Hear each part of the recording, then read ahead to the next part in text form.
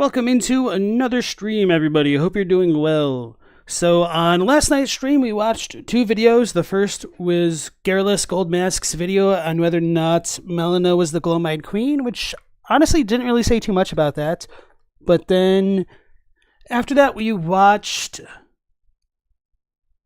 Honored Madman's video, long-awaited video about Aldia. So today we have a couple more videos queued up than we did yesterday because the second one was a lot longer.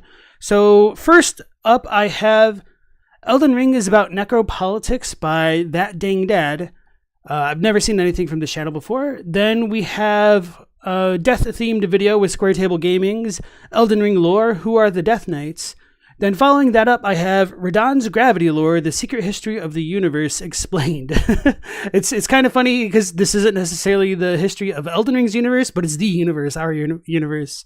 Okay, so after that, we have How One Item Fractured Elden Ring's Fanbase by CircleTunes HD.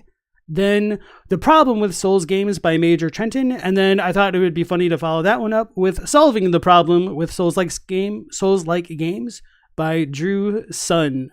So that is what is on the docket tonight. So anyway, welcome back in, everybody. Spectre, thanks for continuing the channel membership. I appreciate that, bro. Then we have Asnex, Scowleasy, and Platinum Chip. How's it going? So with all of that out of the way, let's go ahead and dive into the first video of the night with Elden Ring is about Necropolitics, Skull Emoji by That Dang Dad. Oh, and sorry if that's a little bit loud. Let me know how the volume is for you guys. I should read this, huh? One cannot sanctuarize one's own home by... Oh, man. My HDMI cable has been having issues. Well, the thing is, it's weird because like my OBS doesn't have an issue, but like my monitor does. Anyway, one cannot sanctuarize one's own home by fomenting chaos and death far away in the homes of others. Sooner or later, one will reap at home what one has sown abroad. Achille Mbembe. I don't know if I pronounced that name correctly, so my apologies. And then without horns, welcome back in. How's it going?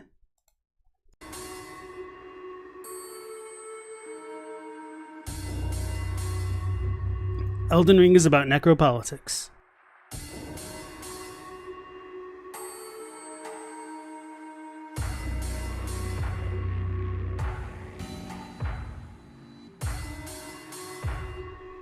Is that supposed to be CW for content warning?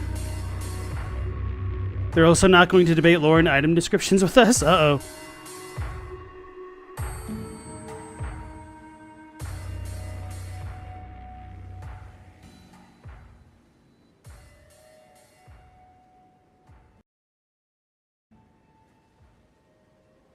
I don't remember if I put subs on this or not.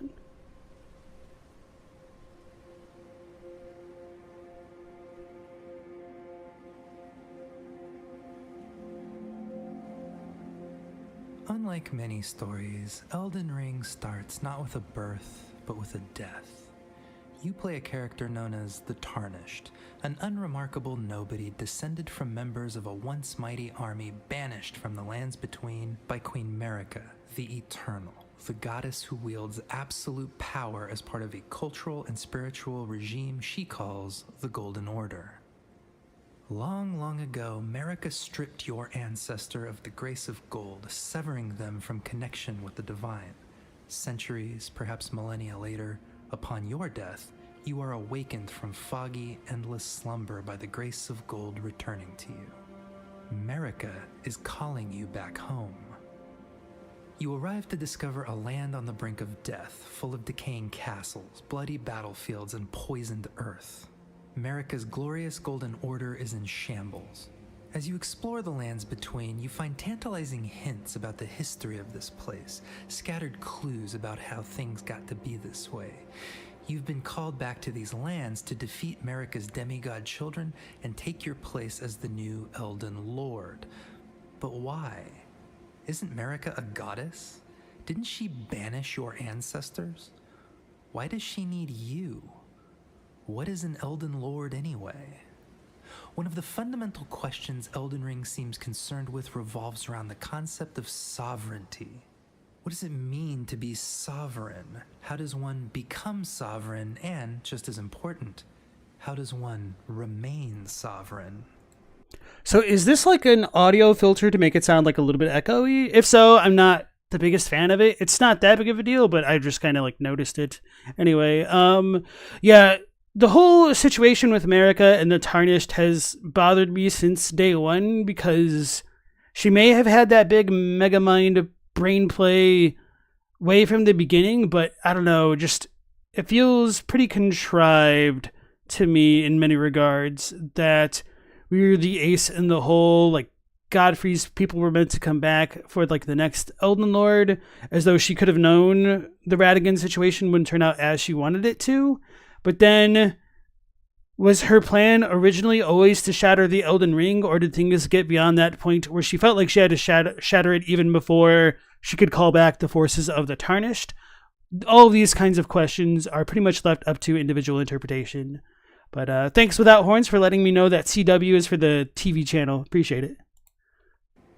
Throughout the game, you meet many characters trying to answer these questions. For example, deep inside Stormvale Castle lives Godric the Grafted, a distant descendant of America's first Elden Lord. You know I've got lore brain really bad. I'm like, oh no, his braids are spiraling. Godric believes that he can acquire and maintain power by kidnapping people and literally grafting their bodies onto his. It's even implied that he knows Tarnished are being called back to the lands between and is ambushing them before they set foot inside his castle. He believes that with enough grafting, he will become worthy of leading the Golden Order back into glory. Another character obsessed with sovereignty is Morgott, the Omen King. Morgott, too, is a descendant of the first Elden Lord. Morgott has become the last king of Leyndell, once the seat of Marika's power, now a ruined necropolis. Morgott is a true believer in Marika's Golden Order and does everything he can to preserve it. He ambushes you twice in the early game. He sends his shadowy Knights Cavalry after you if you stay out too late, and he uses his magic to seal off parts of the world to prevent your progress. However, in this world, the only true sovereign is a god, because a god controls the eponymous Elden Ring, the source code governing the fundamental metaphysical characteristics of reality. So it's kind of funny to me when other people refer to it as like source code, because I don't know, maybe it's just a good metaphor, but that's pretty much how I've thought of the Elden Ring for a while as well. There's something else I wanted to say about... Oh yeah, sovereignty. I don't know how pedantic I want to be about this just yet, because he could obviously be speaking figuratively here, but I would be hesitant to say that Marika is sovereign because of the weird dual nature there seems to have between like the god and the Elden Lord. And of course, sovereign could be used in a more disambiguated term here than like Lord is meant to imply, but at least as far as like the Japanese characters, like the word for Lord is kind of meant in the sense of sovereign. So that's kind of why it's stuck out to me. Then there was one other tiny little thing, which I might be misremembering at this point. Or failing to remember would probably be the better way of saying it. All right, whether or not like Leyndell itself is necropolis, this is just like me being pedantic. But like, if death isn't in the lands between anymore, is it truly fair to call Leyndell a necropolis? Sure, it's figuratively dead, but just stuff like that sticks out to me since the topic is supposed to be about necropolitics. So I don't necessarily like disagree with that, but I don't know. It just pops out to me. God can rewrite the rules. Any rules, including life and death. The current god of the age, Marika, did just that. In the Age of Plenty, she bestowed life-giving blessings using the sap of the sacred Erd tree. After her son Godwyn was assassinated, in her grief, she removed death itself from the Elden Ring. And that is factually wrong, because death had to have already been removed from the Elden Ring in order to assassinate Godwyn, because Ranni took a fragment of the Rune of Death, because it was not in the ring, to kill Godwyn and herself in the process. And now, no one in the lands between can die a true death. This is not the mercy. Actually, I'm curious when this video came out. Oh, only 1 month ago. Okay. See, it may sound like. Marika's literal command over life and death should have instantly reminded me of Achille Mbembe's work on Necropolitics, but I Hey, I got the pronunciation right. actually didn't make the connection until 2 years later when an expansion to Elden Ring was released called Shadows of the Erd Tree. In this expansion, for the first time in thousands of years, someone new ascends to godhood, and this side story reveals to us more about that process. We learn a really interesting fact about becoming a god. To ascend, to be a god, one must have a lord to serve them. And when I sat down to think about why that was, it struck me like a lightning bolt. In the world of Elden Ring, I do appreciate the little sound effect that went with that. That was very well timed and not like overbearing in its presence there. what is a lord's function? The game shows us 4 examples of Elden lords serving gods, but to set the stage, let's start with Godfrey, a barbarian chieftain once known as Hoarah-Loux, chosen by Marika to be her consort. Before becoming lord, he was known as a savage warrior, carving a bloody path through the Badlands. Upon entering Marika's service, he led his army against her greatest enemies, the giants who controlled a flame capable of burning the Erd Tree. He also single-handedly defeated a rival known as the Storm King. According to the game, when Godfrey defeated his last enemy, he felt the grace of gold leave him and his army. And once they were banished, Marika chose an enigmatic figure named Radahn as her next lord. How did he rise to prominence? Hold on. She said it when he vanished, right? Oh, once they were banished. Okay. I misheard that. And hey, Discerning Tarnished and Floorboards, welcome back into the stream. How's it going? Leave him and his army. And once they were banished, Marika chose an enigmatic figure named Radahn as her next lord. How did he rise to prominence? He fought in 2 wars against religious rivals who worshipped the moon instead of the Erd Tree. Under Queen Marika, the Elden Lord seems to have a very... He may have also reversed the order of events here. How did... Okay, no, never mind. It's not entirely wrong. You promised to go to bed earlier, yet here you are. My condolences.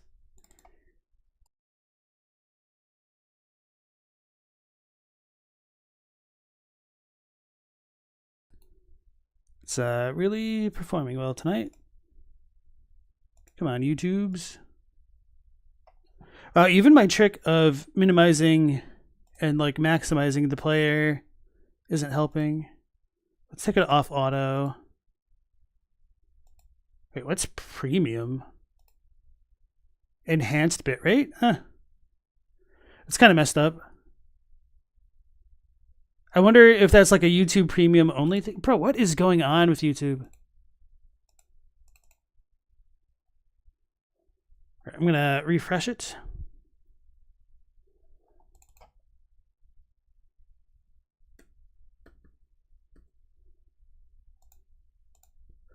This sucks. Let me just keep screwing around with it. I'm sure that'll make it better. Why is it on auto? We're going to do 144 just to see if this is going to work at all. Fought in 2 wars against... All right. Now, 480 just to be safe. religious rivals. All right, now it seems fine. I don't know what the heck was going on. I'll back it up so that way their thoughts are a little bit more self-contained. Why did I back it up? Okay, here we go. A figure named Radahn as her next lord. How did he rise to prominence? He fought in 2 wars against religious rivals who worshipped the moon instead of the Erd Tree. Under Queen Marika, the Elden Lord seems to have a very singular purpose: to kill for her.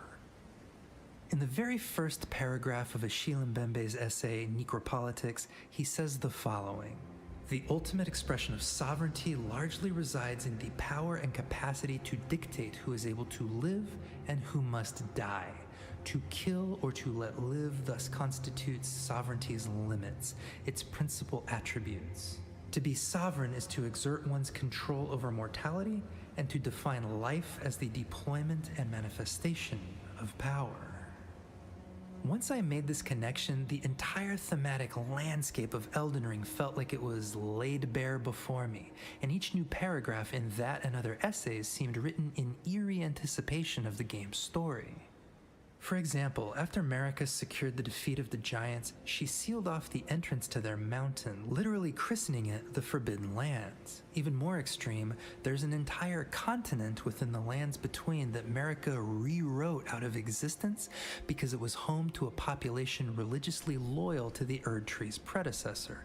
You know what, now that I think about it, it's quite strange that the Forge of the Giants isn't thrown into the Shadowlands as well. Maybe that was done intentionally so that way she could still retain access to the flame if it was ever necessary for her purposes, which could imply that she had doubt of Radagon's and perhaps even Godfrey's orders from the very beginning, which I don't know how I feel about. I mean, it makes sense to a degree because, like, the Tarnished backup plan, don't get me wrong, but why call those the Forbidden Lands, yet not throw them into the Shadowlands? It's like a soft forbidding? I don't know, it's weird. Renala looked to her husband for guidance, but sadly he was Radagon to get some milk. Don't forget the cigarettes. A population she seduced and betrayed on her path to godhood. This land became the Land of Shadow, and we don't even know its true name anymore. She erased that too. In this imprisoned land, Marika's forgotten son Mesmer has been given carte blanche to wage genocide against the inhabitants. Their cities have been obliterated and burned, and their sacred places sealed away to cut them off from their ancestors and their gods. Mbembe writes, historically, one of the strategies of the dominant states has always consisted in spatializing and discharging that terror by confining its most extreme manifestations in some racially stigmatized third place. The plantation under slavery, the colony, the camp, the compound under apartheid, the ghetto, or as in the present-day United States, the prison. So I did have another thought that might help justify America's actions, in that even if the Erd Tree burned, she might believe that her order would continue, and the reason why the Shadow Realm itself was more strongly segregated would be that she didn't want another divinity to replace her, which I don't know how I feel about Miquella's ability to have gotten there then. Maybe, I mean, it's not like he just went there on his own. He went through some extreme measures to do it, but she wasn't as foolproof in her plan as she may have wanted to be, which is, you know, not unthinkable by any means. Thorgeborge's theory is that she didn't want to cut the Halig tree off as well, as it's definitely been around long enough to grow to such an immense size. Well, it could have continued to grow throughout the Shattering. I am very curious, like, how prominent the Halig tree was, if it even existed at all before Godwyn's death, or if it was something that Miquella tried growing immediately within the wake of Godwyn's death, or if it was like in its infancy. I guess pun intended because of Miquella, but yeah, I don't know. Mesmer's genocide on Marika's behalf was so monstrous it is never spoken of in the lands between, and many inhabitants have no knowledge of it. This may be another reason Marika veiled these lands from view. As Mbembe reminds us, the exteriorized violence in the colonies remained latent in the metropole. Part of the work of democracies is to deaden any awareness of this latency. Traveling this cursed land, you encounter survivors, remnants clinging to existence on the margins, haunting the quiet streets of Bellerot or milling around the ancient ruins of Roa. Many of these survivors have lost even their corporeal form and exist as shades, something no longer alive but not yet dead. Though not a perfect analog, it reminded me of another passage from Mbembe. Slave life, in many ways, is a form of death in life. Because the slave's life is like a thing possessed by another person, slave existence appears as the perfect figure of a shadow. That phrase, death in life, appears nearly verbatim in Elden Ring, albeit regarding a different marginalized population in the lands between.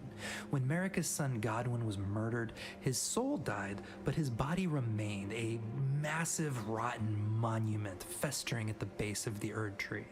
In days past, bodies of the dead were fed to the Erd Tree's roots to be reborn, but Godwyn's soulless husk was unable to partake in this rite, and instead began to poison the Erd Tree's root structure, creating a substance known as Deathroot. Those exposed to Deathroot could not be reborn anew through Erd Tree burial, and instead simply reanimated back to life on the spot like zombies. This was a massive violation of the tenets of Marika's Golden Order, and beings afflicted with this condition became known as those who live in death. Those who live in death are mercilessly persecuted by Golden Order zealots because they don't conform to Marika's designs for life and rebirth, feeding the holy Erd Tree.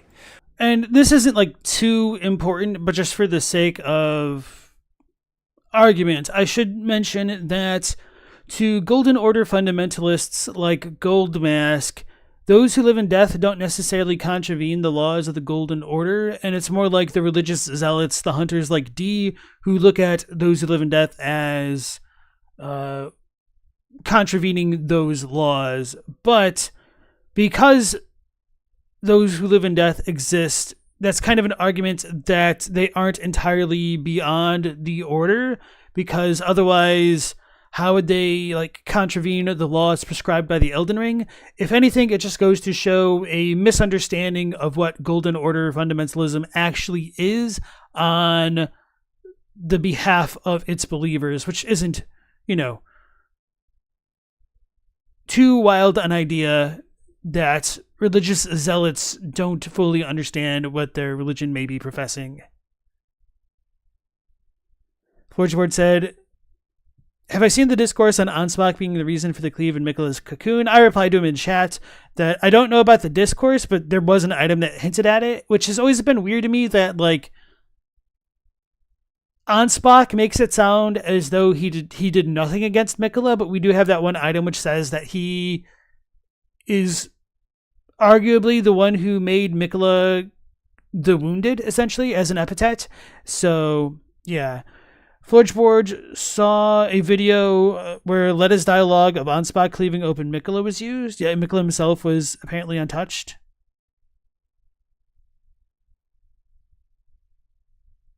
Yeah, I don't know, because, the whole situation with Miquella and his cocoon and or his body or bodies is a little bit odd to parse, to say the least. Night Scout, welcome back in. Based on places like Summonwater Village, the undead seem to attack everything like standard zombies. The lamentation might be more about how curing that state was abandoned for destroying them. Essentially, people no longer wanted to strive for justice, but were happy to have something to decry. Yeah.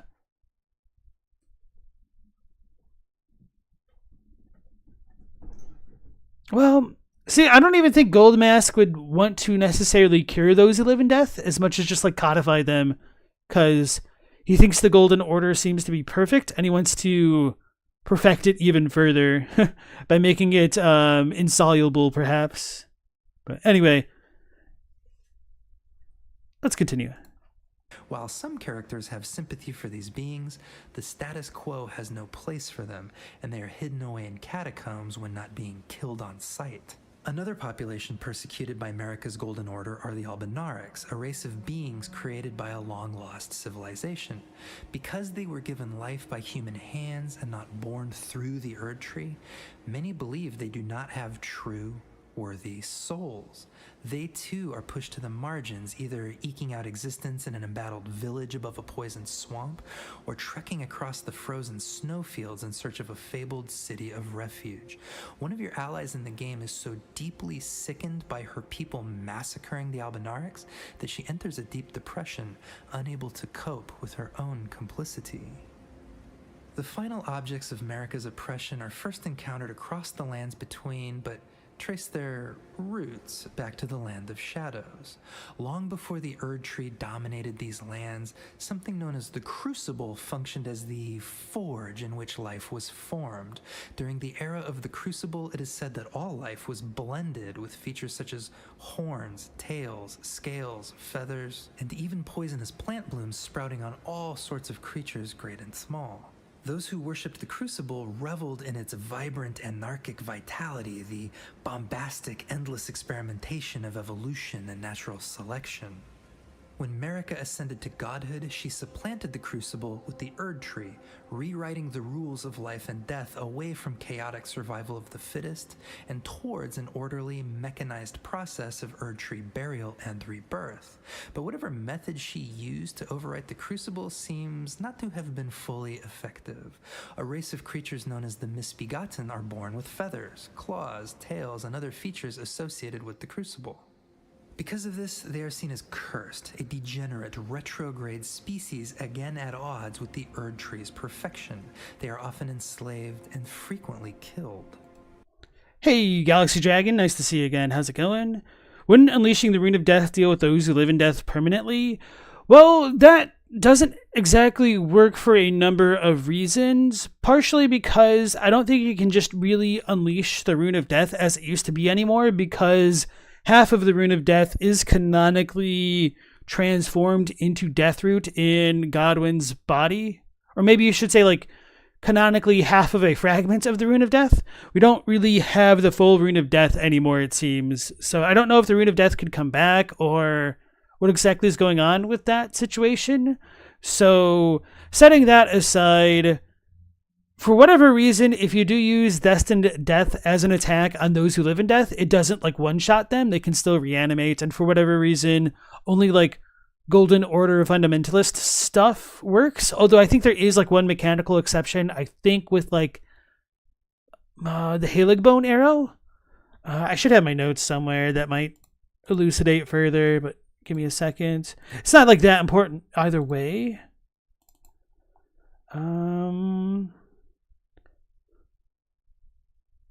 Tree Spear Sacred Order, that makes sense. Litany of Proper Death. Mikla's Sacred Blade Art.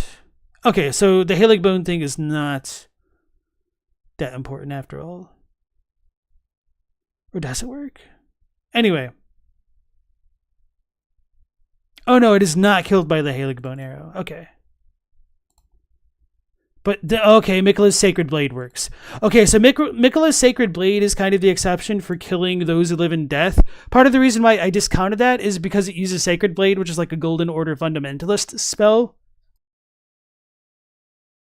However, the big discrepancy with that Ash of War specifically is that when you use the Golden Epitaph, it has a Halig Tree sigil on it.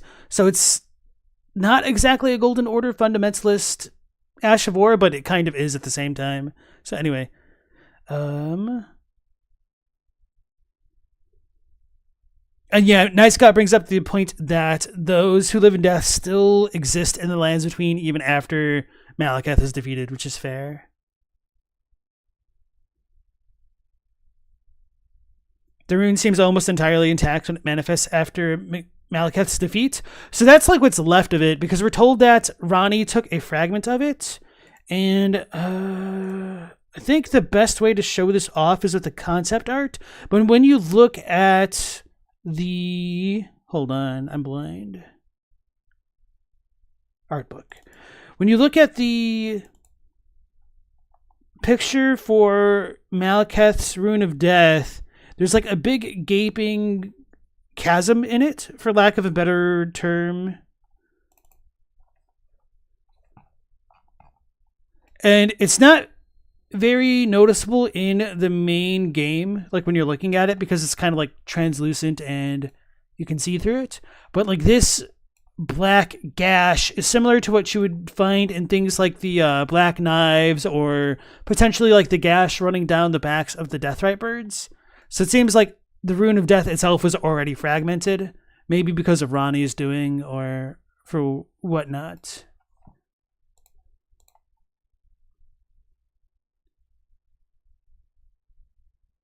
Black Knives only had slivers. Exactly. So the Black Knives had slivers of the rune, and for whatever reason, like when it infected Godwyn, it turned into Deathroot.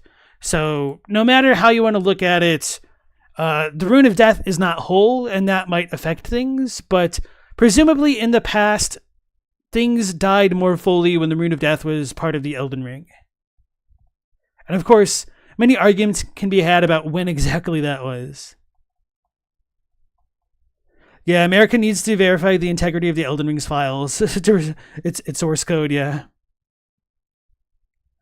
Miquella Sacred Blade, is that an Ash of War on the Miquella Night Sword? No, so the Night Sword has something else going on. I'm talking about the Golden Epitaph that you get, I believe, in Oriza Hero's Tomb in Leyndell, the one that's like dedicated to Godwyn and has like a skeleton on it.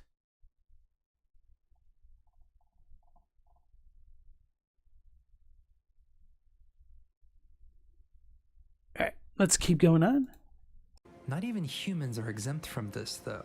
Some children of the lands between are born with the Omen Curse, causing them to sprout horns, claws, and tails. Many parents in these lands simply kill these cursed children out of shame or perhaps a misguided sense of mercy, and those who aren't killed are often thrown into the sewers to be forgotten. Any omens with the temerity to travel in the light of day are hunted by the brutal Omen Killers, who wear insulting caricature masks while they ply their dreadful trade. With these subjugated populations in mind, we read the following from Mbembe. Sovereignty consists in the power to manufacture an entire crowd of people who specifically live at the edge of life, or even on its outer edge, people for whom living means continually standing up to death, and doing so under conditions in which death itself increasingly tends to become spectral, thanks both to the way in which it is lived and to the manner in which it is given. This life is a superfluous one, therefore, whose price is so meager that it has no equivalence, whether market or, even less, human. This is...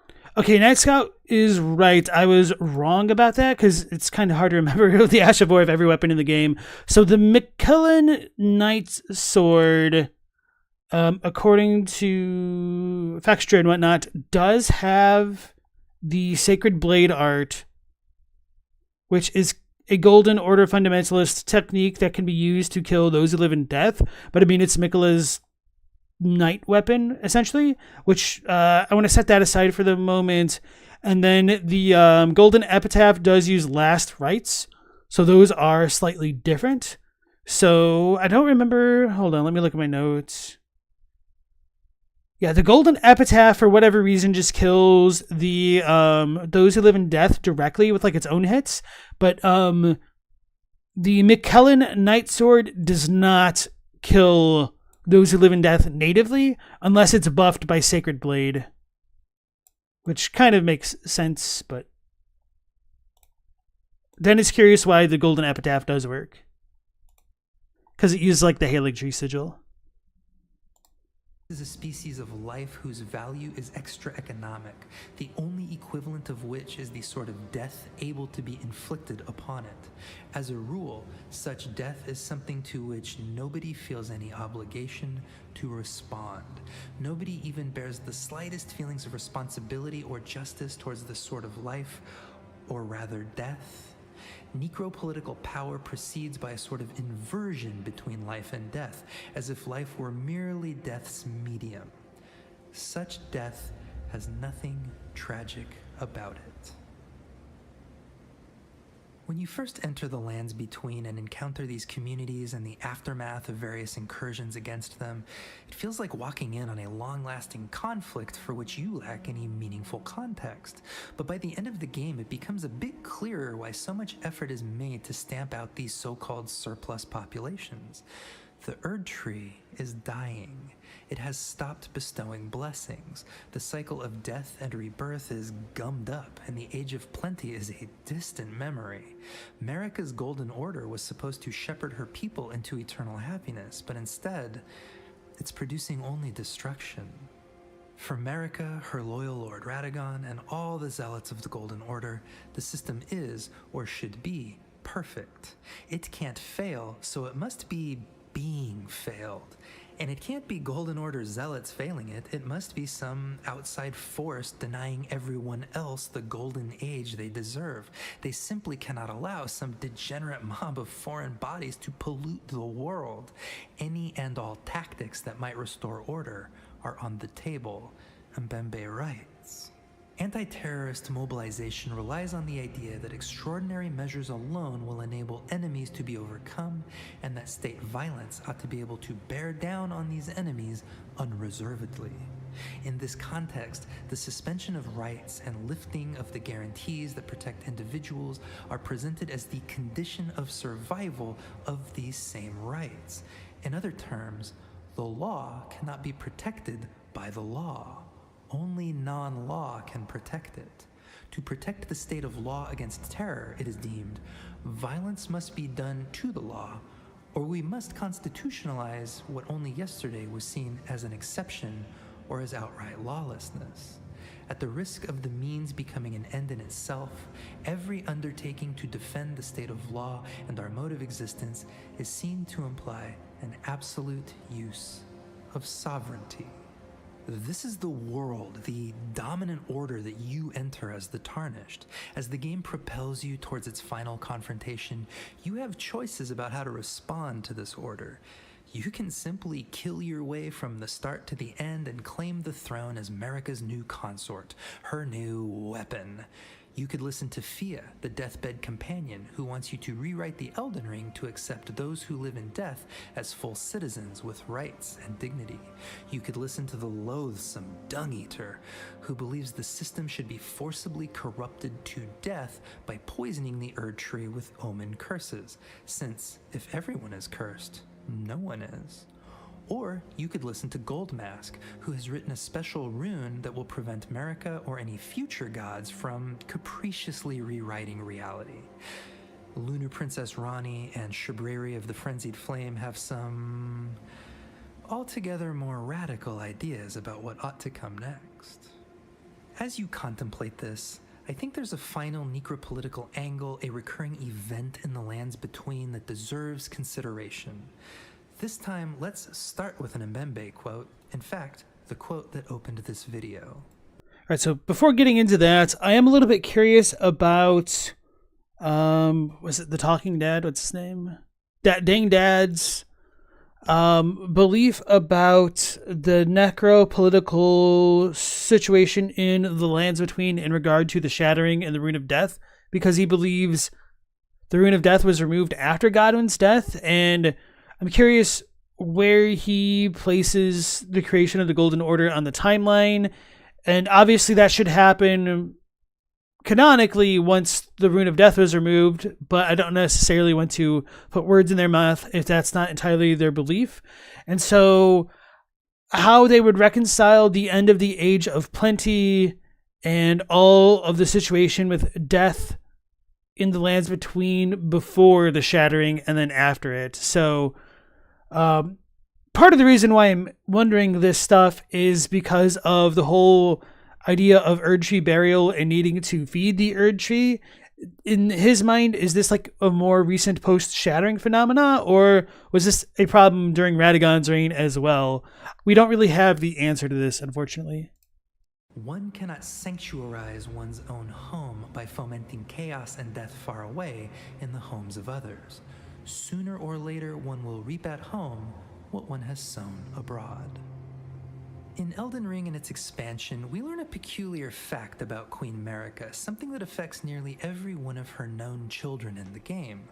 Throughout her tenure as god, she has persecuted several different populations. The Hornsent and the Misbegotten, who worship the Crucible, the red-haired giants who tended the Giant's Flame, an enigmatic figure known as the Glowmite Queen, who was once in contention for godhood, and, some suspect, a serpent deity who is said to be shorn of light. In addition to these direct persecutions, she rewrote the Elden Ring such that only she was considered a true god, and everything that fell outside of her visions and preferences should be excluded or sealed away. Things like a form of rapid fungal decay known as scarlet rot, or a pocket dimension immersed in infinite blood. By delimiting only certain parts of creation as holy, as something within the Golden Order, She obstructed or perhaps inadvertently created so-called outer gods, unknown beings who nevertheless whisper strange teachings to those disillusioned with the status quo.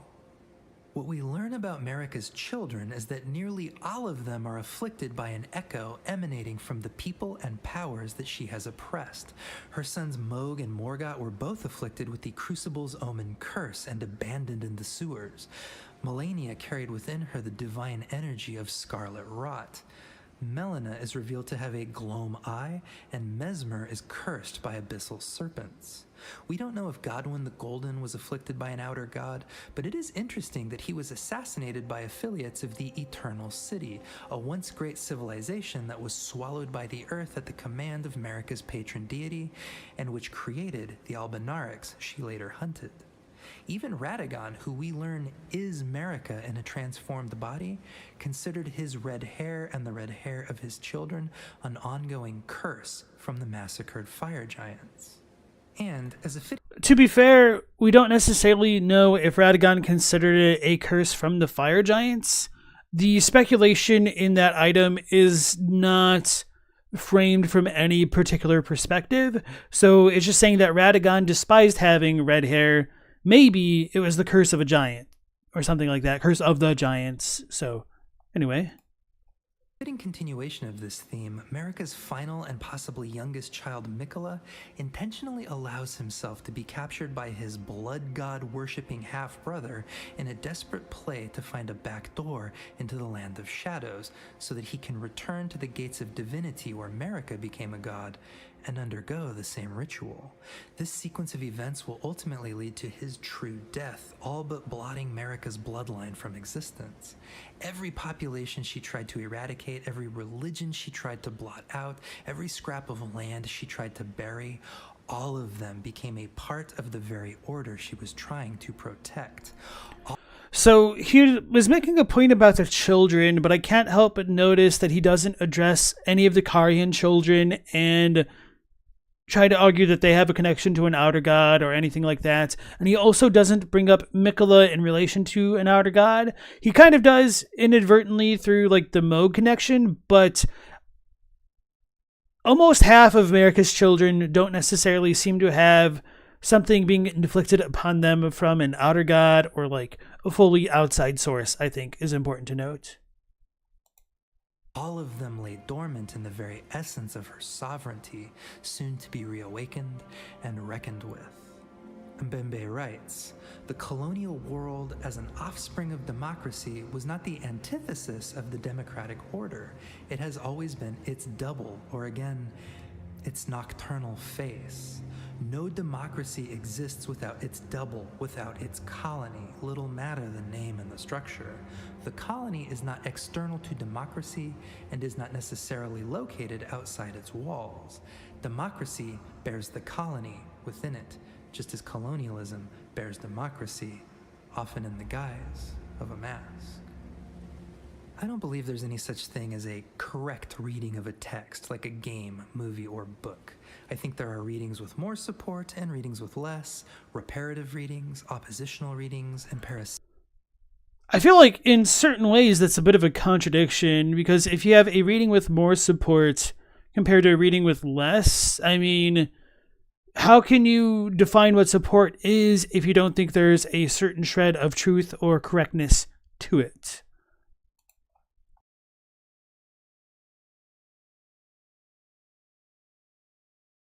And of course, Shimon Lee.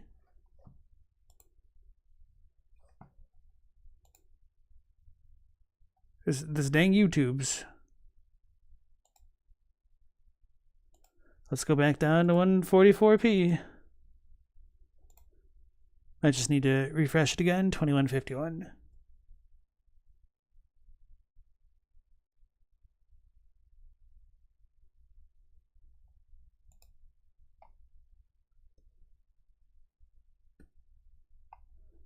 Bro, what is up with this tonight's?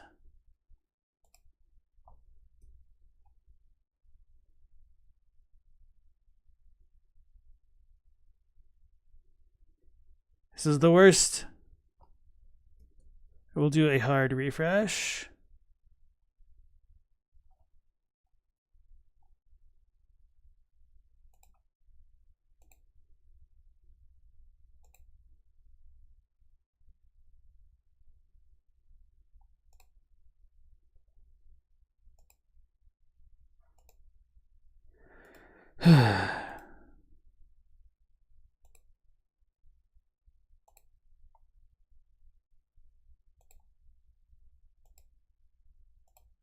I was back to auto again. That's so annoying. Guess I'm just gonna have to wait. Yeah, boop. If playback doesn't begin shortly, try restarting my device. Oh boy, like I haven't done that 4 times. Nice Scott says, regarding Halig Tree stuff and the undead, has anyone tested if the Halig Tree Night Sword buffs have fundamentalism effects on skeleton summons? You think the one spot to test is at the Putrid Avatar? What do you mean by fundamentalism effects on skeleton summons? Like, does it buff them? Because the Halig Tree Night Sword uses Sacred Blade, which is meant to kill those who live in death, which it does. And then Mal, welcome back into the stream. Bro.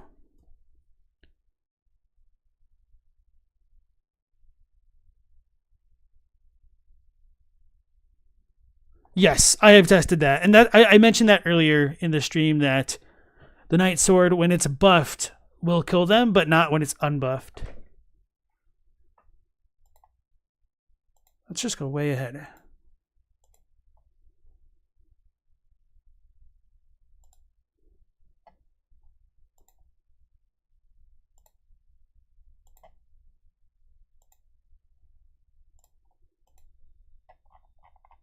Or book. I think there are readings. Is that what I'm going to have to do now? I'm going to have to get the freaking comments up? Ugh. I hate YouTube sometimes. No rhyme or reason. This is like the Tyson fight, right? Readings with more support and readings with less, reparative readings, oppositional readings, and parasitic readings.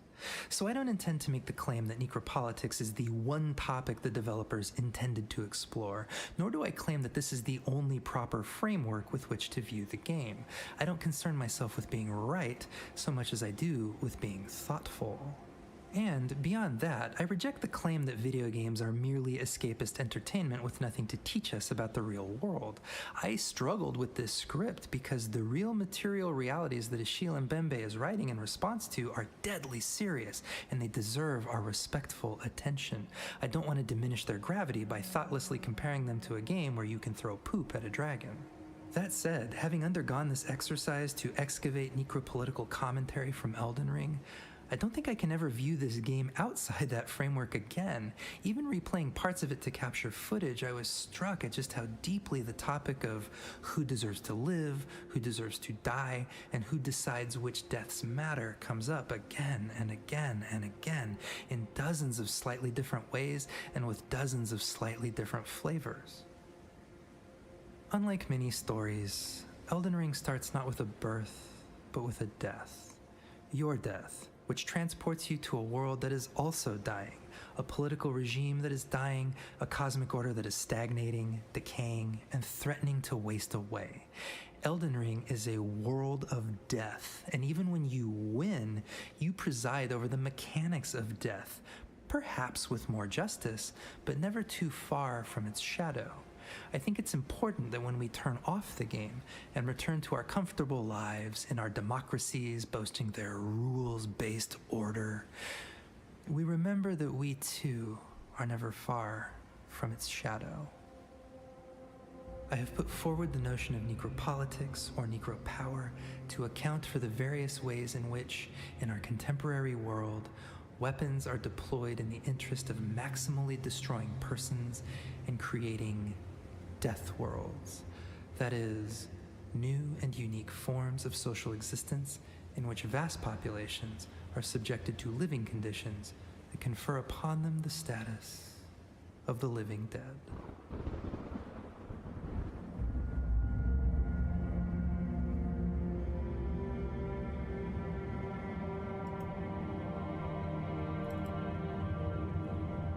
All right, so that was a pretty good video by That Dang Dad. Gone ahead and liked it. I'm going to go ahead and link it for you guys in the chat if you want to give him some support now. Okay, so let's go ahead and move on into the next one because I feel like we might be a little bit pressed on time with Elden Ring lore. Who are the Death Knights by Square Table Gaming? Keep that death theme running for now. Many believe that Godwyn the Golden, the Prince of Death, would have a large role to play in Shadow of the Erd Tree. It made sense, as we saw evidence that Mikola was seeking to give his brother a true death through the power of the eclipse. Both the item description of the golden epitaph saying, "O brother, Lord brother, please die a true death," and the dialogue from the ghost in Castle. Now, this is, it has to be YouTube. This is the point of the stream where I can't tell if, like, the quality on their video is not great or if it's just YouTube crapping out on me. Seems to be YouTube. Saul, saying they will Alright, guys, the comments seem to work. But yeah, this bit right, bro. never see the Halig tree due to this comrade remaining soul. I have a feeling their video is also not in slow motion. I'm going to blame everything on the YouTubes. Lead to a concrete connection between the two golden-haired sons of Marika. However, when we finally made our way through the Land of Shadow, we found little trace of Godwyn at all, and it was revealed that the promised consort was none other than General Radahn. Of course, little trace does not mean no trace at all, as Godwyn's corpse seems to have seeped even into this sealed-off place, and it's guarded by a new faction of knights we never encountered in the lands between. The Death Knights stand guard before these faces of Godwyn, and it seems as though these champions create questions around the timeline of the Shattering and the age of the Duskborn. Speaking of champions, if you'd like to build your own army of warriors to defend your death-blighted body, you should check out Raid Shadow Legends. From August 21st. At first, I thought that was Ymir from freaking Smite. I'm like, oh, is this Smite 2 or whatnot? The Asgard Divide, featuring. I played a little bit of the original Smite in like the arena mode, but Odin Feyfather, and can't really get into MOBAs. These champions are can't take it too basically Freya's seriously. Vision of mythological Norse gods, casting them as members of the mysterious and powerful Fae, and now is your chance to add them to your party. During this event, anyone can get the legendary champion Loki the Deceiver for free, just by logging into Raid for 7 days between now and October 23rd. If you keep logging in for another 7 days, you can earn even more rewards, and access a second phase of rewards once you've claimed everything else. Players can get the other 3 Norse mythology-themed champions via in-game activities. As part of the Asgard Divide, players can also enter the Event Dungeon, a limited-time dungeon, and test their wits and power against the almighty Odin Feyfather. Personally, I've always thought Raid was a great game to engage with during my morning commute. I've spent a lot of time on trains leveling warriors, taking on the next level in the campaign, and even dipped into the PvP arena where I would regularly get trounced. However, that's nothing a better team composition or rewards from being part of a clan couldn't fix.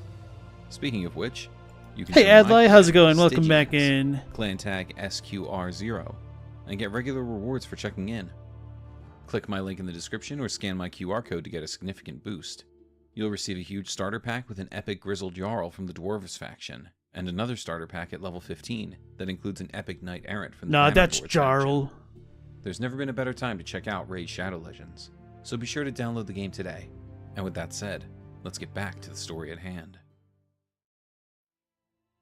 The Dead Hey, Knights True Connoisseur, how's it the going? Scorpion River and Fog Rift catacombs in the Land of Shadow, each standing in front of a visage of Godwyn, the Prince of Death. Upon defeating them, they drop their weapons, the Death Knight's long shaft axe and the Death Knight's twin axes. Both of these weapons are said to crackle with lightning, the power of the capital's ancient dragon cult, and they each tell us the knight, once the personal guard of Godwyn, was also the protector of the Prince of Death's cadaver surrogate. This is straightforward enough. These two knights were once part of Godwyn's personal guard, who clearly failed in their duties on the Night of Black Knives. Given their failure, they decided to protect the undead body of their lord as it spread through the land. While exploring the Scorpion River catacombs, Which, now that I think about it, isn't it kind of funny that they're Death Knights? Did they kill themselves after Godwyn died, or was this their appearance before he died? Is his epithet as the Prince of Death something which preceded his actual death, or is it something that was ascribed to him later on? These are kind of unanswered questions, which I think get taken a bit for granted, and they're some of the things which have bothered me for a while. It's implied their skulls aren't decorations, but it's from their faces. And why is it a fish? Mostly because it was supposed to be a nod to the merman of Fiji, that fake little thing. Asenik says, given how they failed, they may have been killed for their failure. That would have been really cool if we had any indication that America, like, blamed them. We can also come across an incantation they wield, Knight's Lightning Spear. One of the incantations of the capital's ancient dragon cult summons a lightning spear while also manifesting ancient dragon crests. On throwing the spear, the crest will launch additional spears, an incantation that was taught only to the most accomplished knights, and now a lost art in the lands between. This tells us that the strongest warriors fighting underneath the banner of the ancient dragon cult have long since left the lands between.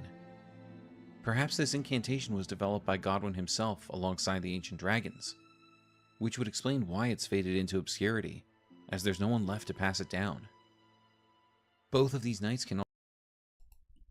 I never noticed that these sigils get mirrored. Actually, they might be different. Okay, no, they do have the bolts.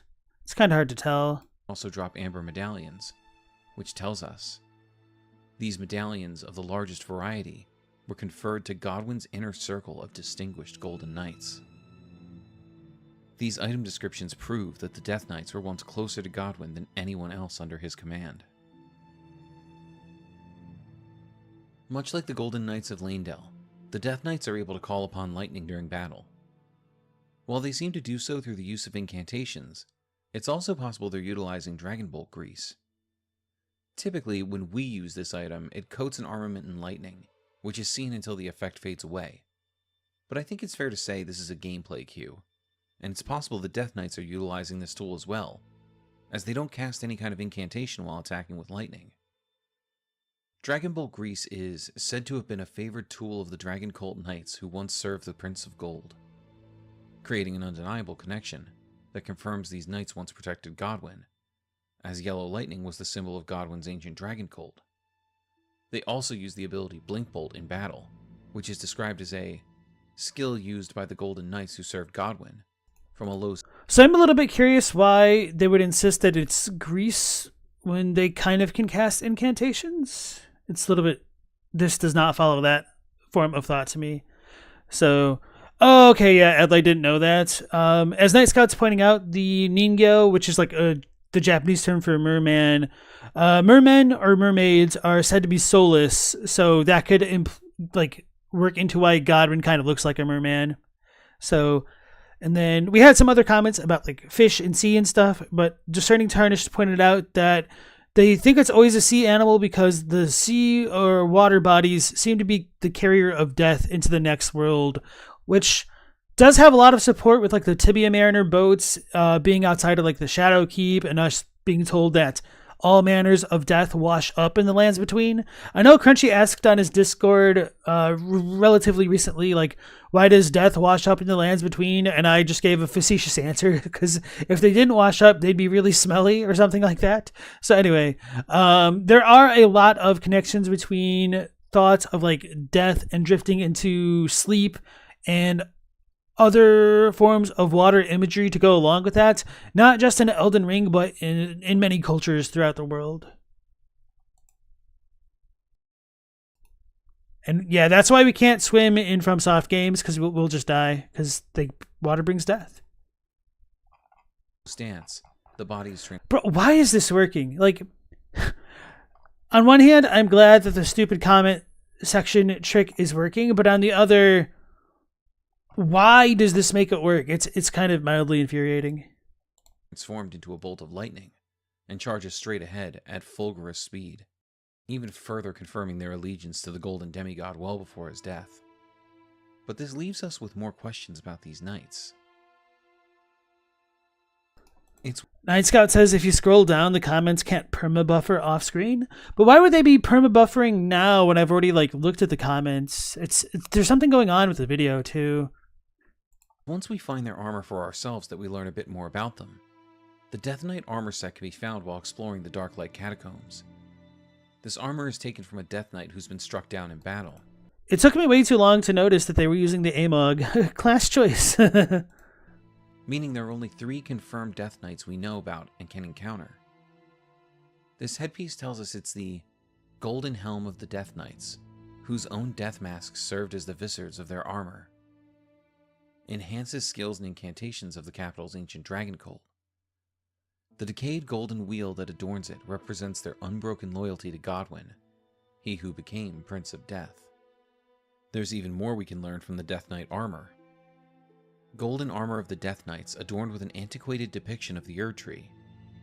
These knights once got... I've tried looking at it. I don't understand what it's supposed to depict that represents the antiquated depiction of the Erd Tree. Maybe somebody else could like point it out to me. Maybe I'm just like being blind or like not connecting the dots. Godwyn's personal guard quested to find their transfigured master's cadaver surrogate for the coming age of the Duskborn. So it is these knights ventured out from the capital wearing their own death masks, likely labeled as failures for not protecting their lord, and heretics for believing that the undead corpse of their leader would be the catalyst for a new age in the lands between. But hold on, how did they know about the age of the Duskborn? This new age can only come to fruition through the efforts of Fia the Deathbed Companion creating a mending rune. Also, how did these knights end up in the Land of Shadow, if the shattering took place after the loss of Godwyn the Golden? It seems as if the mere existence of these enemies calls into question the timelines we've come to understand of the Lands Between's history. Fair warning, we're going to speculate heavily to make sense of this, as there are no other in-game explanations as to how these facts and descriptions can neatly fit into our current understanding of the world of Elden Ring. And just to be on the safe side, I double-checked the Japanese here, and frustratingly enough, we actually don't get any of the typical signifiers of like hypothetical language here. Granted, there is like a small oddity, but it doesn't really mean too much within this context. So, they quested to find their transfigured master's cadaver surrogate for the coming age of the Duskborn. We've covered this before on the streams that cadaver surrogate isn't exactly accurate, but that's not too important for now. It comes from wakemi, which is like divided body essentially. So it's like a fragment of his body that they're like looking for, like the husks of it. But this part right here, Kitaru Becky is saying that they are searching for the purpose of the age of the Duskborn that should come to be. So this like should come to be part is kind of hypothetical, but it's stated matter of factly. So they do seem to be proponents of the age of the Duskborn, or like for the Dusk folk, I guess. The age of the Dusk folk. Is that what they call it normally? Anyway. Yeah, so kind of surprising that this is actually pretty direct. Thanks, Asnex, for the dog message. Does anyone notice the relationship between the sun and lightning? Oh yeah, so I don't know how much you've played the Dark Soul games, but there is a very strong connection between sunlight and lightning bolts in those games. So I just kind of take it as callbacks to that idea. And that might have some more relevance within Elden Ring. And there is like that depiction of the sun on the Death Knight masks or the helmets and things like that. So doesn't shock me or anything. Oh no, that was a pun. So Without Horns is thinking that the cross of rivets on the armor could represent the tree. Now that I think about it, I think there is that one weird goofy shield that depicts the tree without like a literal depiction of a tree, but it's more like symbolic. It's like a shape that might be a cross. So you might be right there. Their armor's bizarre. It's like weird strips of chainmail draped over plates, male shoes, male with tons of gems, etc. It's almost like a World of Warcraft fit together, where back on the olden days when you didn't have as many like penalties for armor switching around, like shamans would pretty much just wear every piece of gear that they possibly could, which is really annoying if you were like a cloth user and then a shaman rolls for the thing that you want. So anyway, that's not too important. You think that their helm is trying to depict Fia's rune when it turns gold in the Elden Ring? I could see it being like the curse mark Wheel of Death, But then it's a little bit weird to me why they would have like foreknowledge of what it's supposed to look like. Yeah. At first, I believe the only way the Death Knights could have made their way to the Land of Shadow is if they had come alongside Messmer's forces. However, in researching for a future video about R'hllana, the Twin Moon Knight, I realized that Messmer's march had to have taken place sometime between the exile of Godfrey and the Tarnished, and the appointment of Radahn as the second Elden Lord, due to the Carian Queen not yet being bewitched by the Amber Egg when her sister left for the Crusade. If we also take into account Godwyn's brotherly relationship with Miquella, it seems as if he was not murdered until well after the raising of the Land of Shadow. This means the Death Knights somehow entered the Land of Shadow after it was locked away, and the only being we know of capable of making a portal between there and the Lands Between is Miquella. Perhaps he allowed these knights... I would disagree with that and say that Miquella is only capable of doing that through the Moog connection, so there might be other connections we don't know about. And even regardless of that, the ability for Godwyn's Wakemi to show up in the Land of Shadow, I think, is a little bit problematic. Although it's long been my opinion that the Realm of Shadow might be underneath the roots of the Erd Tree and might be like literally in the shadow of the Erd Tree. But yeah, I digress. Into the Land of Shadow to search for traces of their lord, and that's the reason we can find them in the catacombs. An altruistic act from kindly Miquella to the knights who once defended his brother. We find many golden knights in Leyndell capable of using incantations of the ancient dragon cult, so it stands to reason they may have been members of the cult in days long past, who actually served Godwyn the Golden. It would seem a small portion of these knights, those that were closest to Godwyn, wanted to find the remains of their master, and believed that his visage would someday lead to a new age for those who live in death. Marika, or perhaps Radahn, saw those that live in death as an aberration, a stain on the Golden Order that needed to be eradicated, and these knights would be a thorn in their side, holding on to their devotion to Godwyn even after his soul was destroyed. Those closest to the Golden Sun may have been sent away, either for their failure or their new ideas about the Prince of Death. But either way, they ended up in the Land of Shadow, where they found pieces of their lord that they believed would one day lead to an age where those who live in death would have their time in the sun. This leaves the question, how did they know about the Age of the Duskborn, and how it would revive their lord? Or rather, are they the ones who devised it in the first place? We know from the base game that Fia is striving to bring about a world where those that live in death are no longer persecuted by the Golden Order. But where did this belief stem from? How did she learn of the Prince of Death? We know she was the one who pointed Roger in the right direction for his studies, and she's ultimately the woman who births the Mending Rune of Death by lying with the body of Godwyn. There are some who theorize Fia was a dragon, specifically Fortisax, but the intro of the game confirms she's tarnished, and as far as we know, dragons can't be tarnished. Also, thanks to the Bale questline in Shadow of the Erd Tree, we see what humanoid dragons look like, and their appearance is less than human.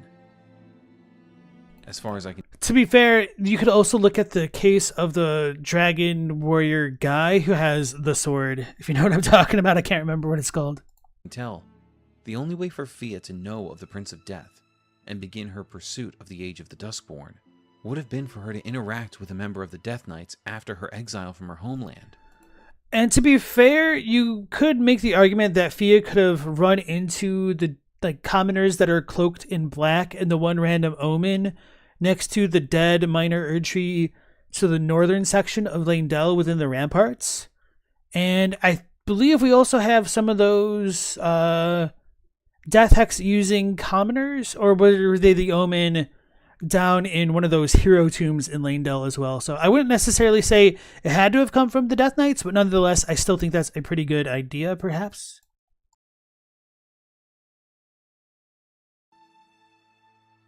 Imagine if a Death Knight, banished from the Lands Between for believing their lord would someday lead those who live in death, came across a young woman, a deathbed companion, with the power to grant another life to the dead, and a tarnished nonetheless, on her way to the Lands Between. Wouldn't this be the perfect opportunity to tell her of your lord, Godwyn the Golden, the paragon of the Golden Order, now the Prince of Death. She still wished to be a deathbed companion, even if she was exiled from her home. So what better noble to lie with than the golden son of Queen Marika herself? This would explain why Fia is seeking Godwyn, and why she wants to create a new world, an age of the Duskborn, that sees death restored to the land. And I am really curious why Marika and or Radahn or others didn't try to support the deathbed companions directly in this kind of a quest to give rest to Godwyn, or even Mikola. And maybe the answer would be that it would go on to challenge their dynasties, I guess. But I mean, they don't necessarily have to use the rune that she would gestate to integrate it into the ring, so I don't know. Have you accepted our Lord and Savior Godwyn into your heart? No, I have not. Ends the persecution of those that live in it. Those who will one day rally.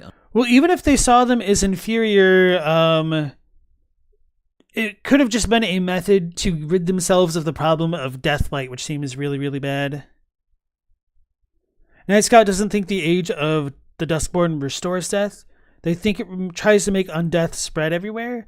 This could destroy the souls in some cases, and the undead are all miserable. I don't know if it would destroy the souls, but I think it would make everybody become those who live in death after they died, perhaps. Who's older, Godwyn or Mesmer? I'm of the opinion,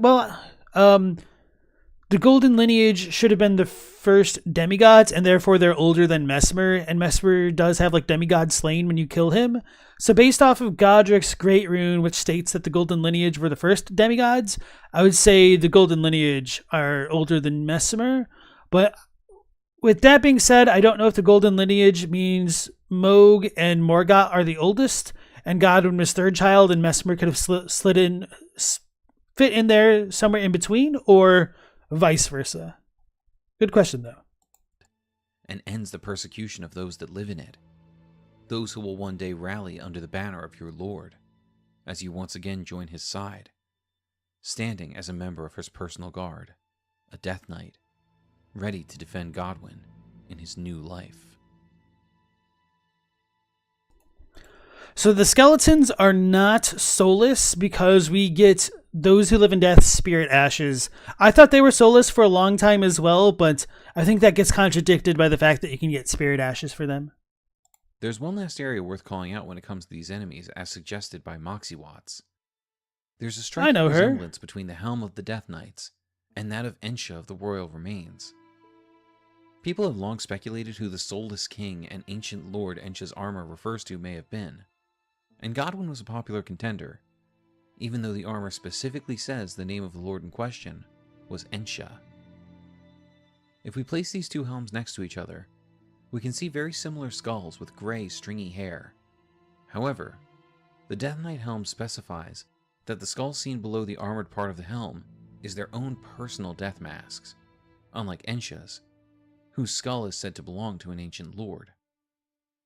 All in all, it's worth calling out the similarities, but I personally don't believe there's a strong connection here, aside from the visual motif of skeletal remains. I believe this is the only way to make sense of the Death Knights having knowledge of the age of the Duskborn. It must have originated with them. Fia works to bring about this age because she was made aware of the ultimate lord for a deathbed companion, a well-kept secret of the Golden Order she'd have never found through the guidance of grace alone. The events of her questline had to have been set in motion by someone, and now that we know these knights once served as Godwyn's personal guard, and went on to seek his corpse long before the Tarnished returned to the Lands Between, this is the only series of events that makes sense to me. Mike Bailey, welcome into the stream. Fia calls Godwyn the first of the demigods in English. I don't think that's correct. I need to look up the quote, but I'm confident she says he's the first dead demigod or something along those lines. And Adlai says, if the Golden Lineage is older than Mesmer might be Radagon's son, it's a potential. We just don't know that whole situation, unfortunately. And honestly, I would not be shocked if there was a little bit of a retcon and then Mesmer was made older, and like Miyazaki's quote that Mesmer is on the same status as a demigod doesn't necessarily imply him actually being a demigod, despite like the stupid text which appears on screen when you kill him. So based off of what we have for now in the games, until we get more information, I would be under the assumption that he should be younger than the Golden Lineage. But until we get that stuff, yeah, I don't know. Hey Stella, welcome back into the stream. How's it going? True Connoisseur brings up an interesting point, and no, we did not discuss that yet. Maybe it was discussed, but it seems the Death Knights might have made it to the Shadowlands because they're dead, unless you misunderstand the use of death masks. I think other people have floated that idea before. I think there is a certain kind of simplicity to that idea. However, one question I would have would be, then why do they go to the Shadowland rather than like the Erdtree itself? Is it because of the shattering? Is Deathroot penetrating the Shadow Realm? If so, how? So no matter what, I still think there is that Godwyn body Deathroot connection that needs to be addressed in relation to the Shadow Realm. When she says the first of the demigods died. Okay, so then, thank you. If you had that direct quote, I'll look that up. Then it might be different in Japanese because that's kind of how I remember.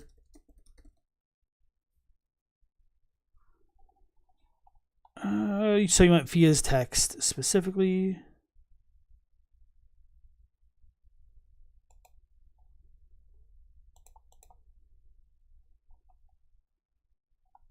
But okay, before I get there,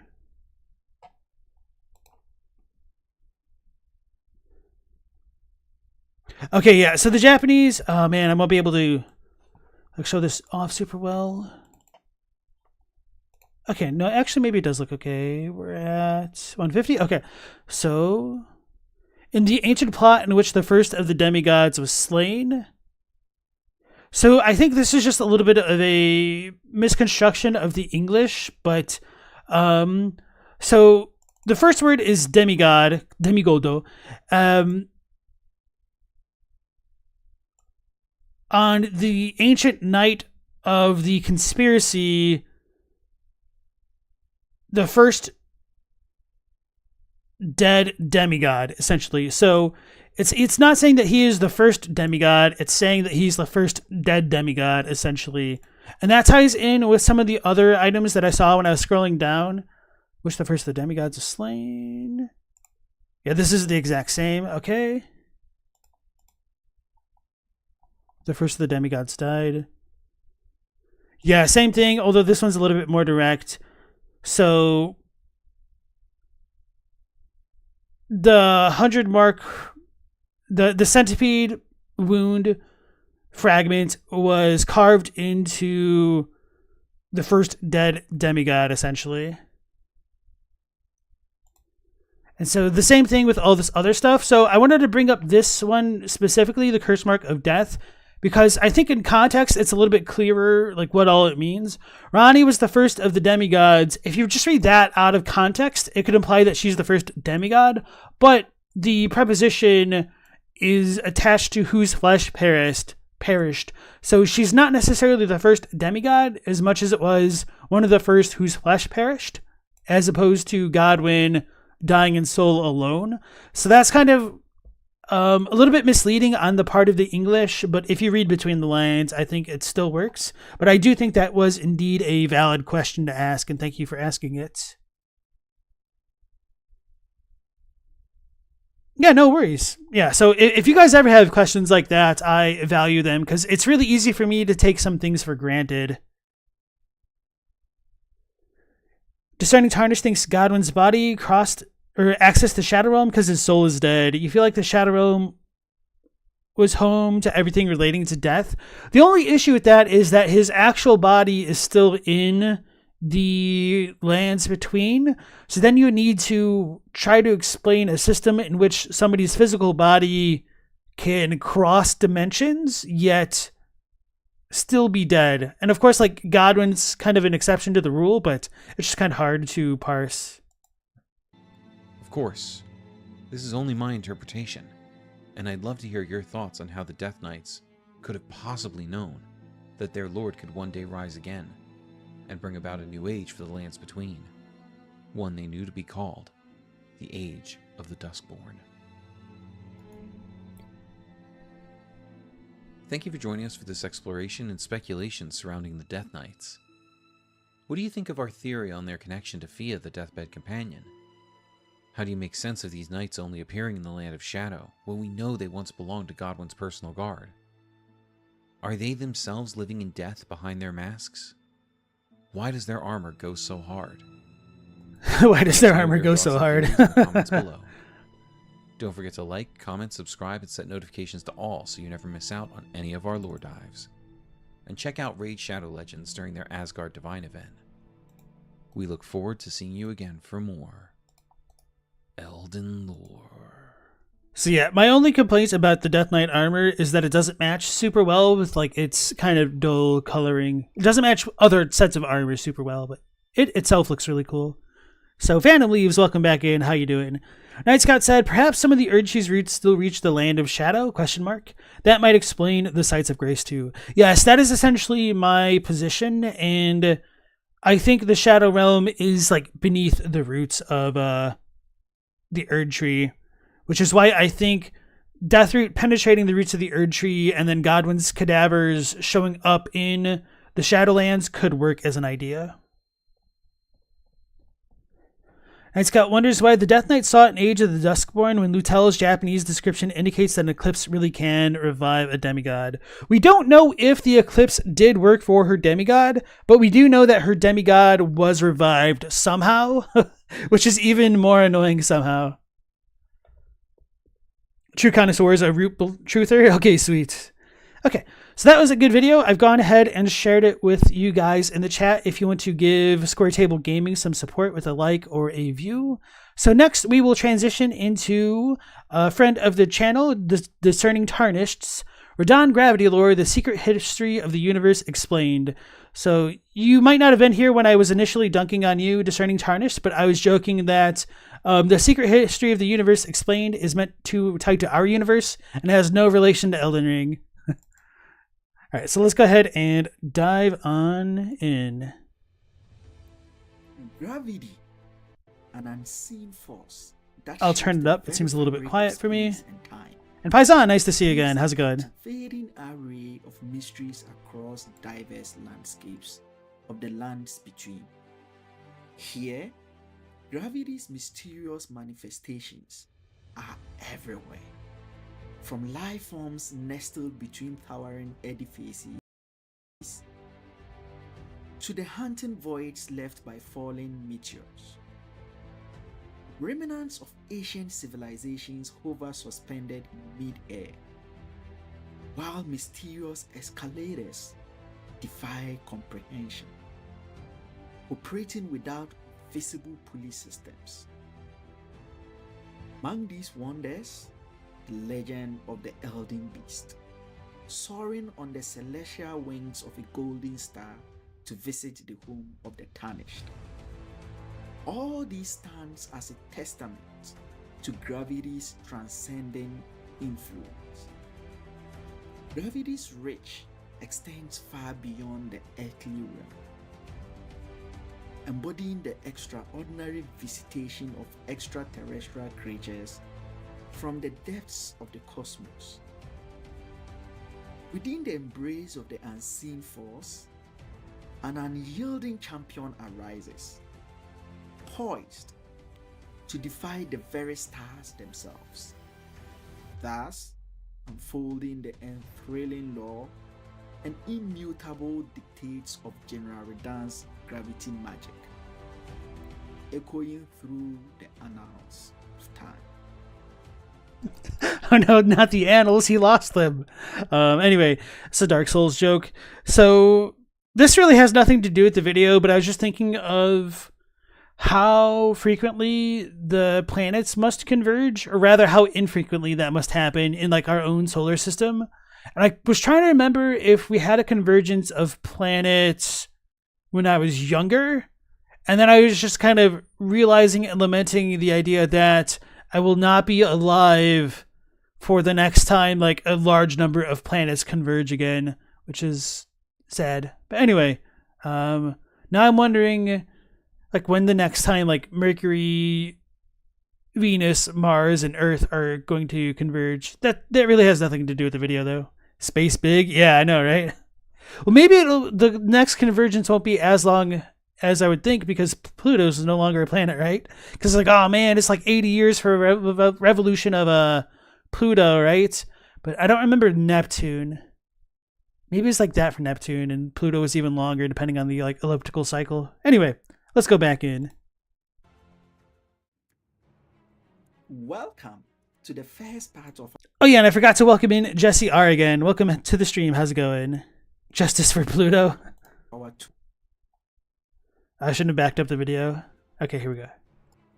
Welcome to the first part of our two-part series exploring how gravity has shaped the lore of Elden Ring and its gods. In this episode, we will dive into the concept of gravity as the force that shapes space and time. We will uncover the mysteries of how this invisible force influences the world of Elden Ring and its divine beings. Stay tuned for the second part coming next week, where we'll delve into how gravity acts as the force that pulls body or masses towards their centers. So, sit back, relax, and enjoy part 1 of our series. The red maned lion, Radahn, emerged from the union of Radahn of the Order of the Air Tree and Renala, Queen of the Moon's Fate. This alliance was forged to end the war between the Air Tree and the Moon, giving birth to 3 demigods, Radahn, Rykard, and Ranni. Wait, we got news. The next planetary alignment is apparently in January. Wow. Okay, cool. Keep that in mind. Thank you, Paisan. I'll need to look into that. But the stories of Rykard and Ranni must wait for another day. In Elden Ring's timeline, Radahn eventually left Renala to become the second Elden Lord to Queen Marika of the Air Tree. This departure likely plunged the house of the Carian Queen Renala. So Adlai said, whoever made those pics is an amazing artist. I was also admiring these ones, so I'm curious. Okay, the Radahn, Ranni, and Rykard fan art was obtained from Don Buru. So he's got a link here if you want to like look at that yourself. Guess I'm going to die really soon. Oh no. Okay, so the link is too long. Oh, it's because of the redirect token, I think. Hopefully this works. For whatever reason, it just doesn't want me to like copy. So it's Mars, Jupiter, Uranus, Neptune, Venus, and Saturn. But what about Earth? Looks like I'm dying quick. All right, so yeah, cool use of that. I also like, you don't have to do this, Discerning Tarnish, but one thing that I like to do is if I use somebody else's art, I like to put a little bit of an accreditation toward it within like the video player itself, so that way people can like, I don't know, there's just credit that people don't have to refer to a second thing for. Although there has been, I think I took like the picture of the eclipse, and to follow the copyright open source thing on it, the artist who took the photo wanted like essentially their info in the screenshot anyway, so it was just kind of 2 birds with 1 stone. So the only other like content creation note that I have so far was that the music was ever so slightly loud in the beginning. Like I could still hear your voice just fine, but it might have been a little bit better balanced if it was like 1 decibel softer. Will all align with Uranus? Oh yeah, is that right? What you know about that?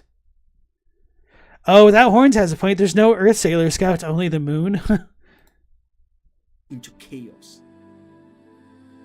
How could such a disruption Is that true? occur in a union meant to harmonize order and fate?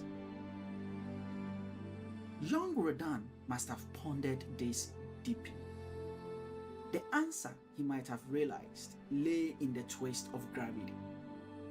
Gravity, after all, ensures that order exists harmoniously with fate.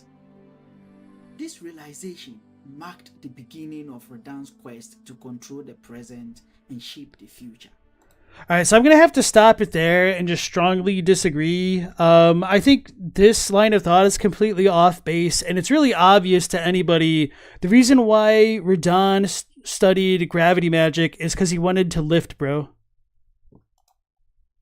His past was a lesson he would never forget, but he knew he could not change it.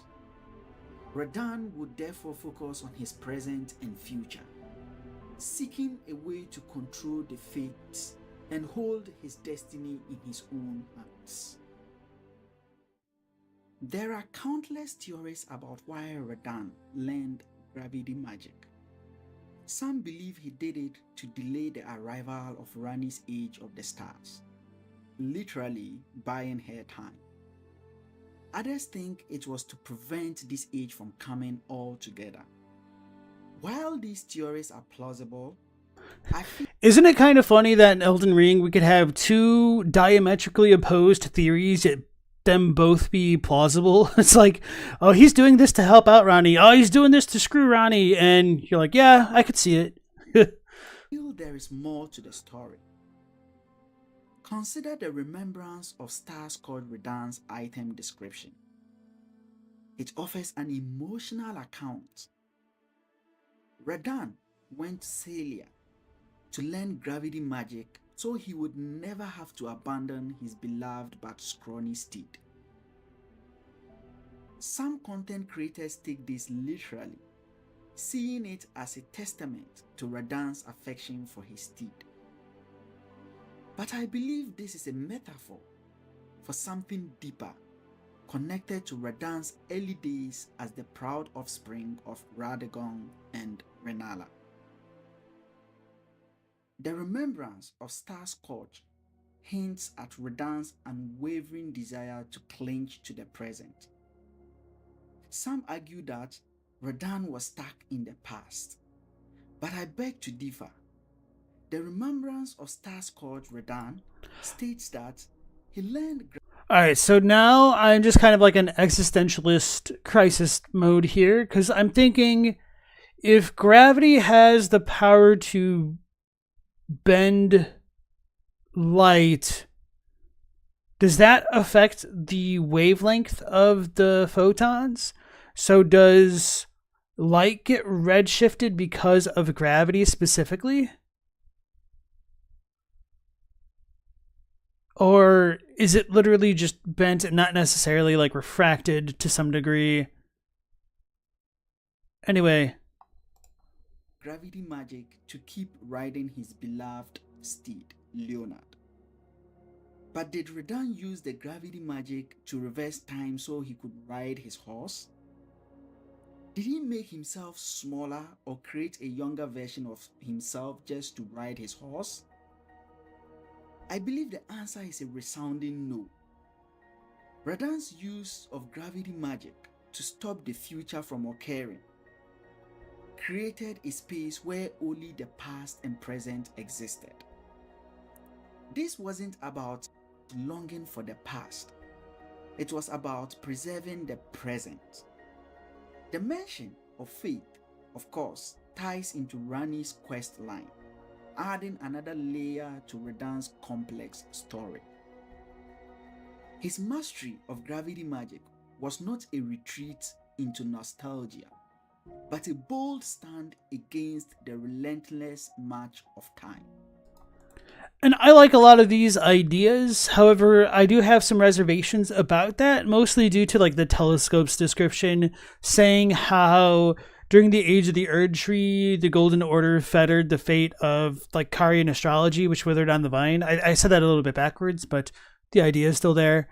And I'm curious whether or not the forestalling of fate coincided with the rise of the Golden Order fundamentalists and like Radahn and his laws of causality and regression, or if Radahn did have a direct impact on like that telescope description and fate was forestalled mostly because of him. I don't like that idea because it seems to circumvent the necessity of the Elden Ring. But by the same token, to even begin Ranni's quest, you need to kill Radahn. But conversely, you can ignore Radahn as a demigod and continue to beat the game without his involvement. And does that mean like the future is still locked in place? No. So I just don't think we have the full picture of what's going on with Fate and Radahn and the Carians. So maybe he's halting Carian Fate specifically and Carian affiliated Fate stars as opposed to all of the stars, because Jaren says the stars have aligned, which implies that they're still moving to some degree, even though everybody else says that Radahn halted their cycles. So I feel like his record is a little bit inflated, perhaps. I don't know. 00083, welcome back to the stream. How you doing? Would Ranni need Fate to even do the Night of the Black Knives? Well, I don't know if you know this, but if you try to go down to Nokron early and try to loot that chest, you will get stopped, and it says that you need to have a Fate to open the chest. So, kind of yes. Isn't Jaren's Japanese line about the stars trying to push against Radahn's seal instead? I don't think so. Let me double check.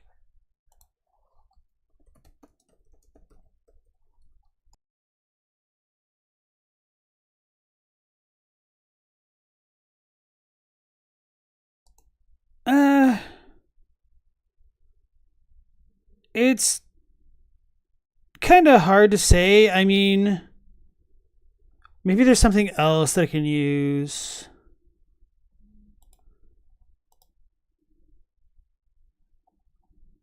Stars have aligned. I don't know what else he says that would make me...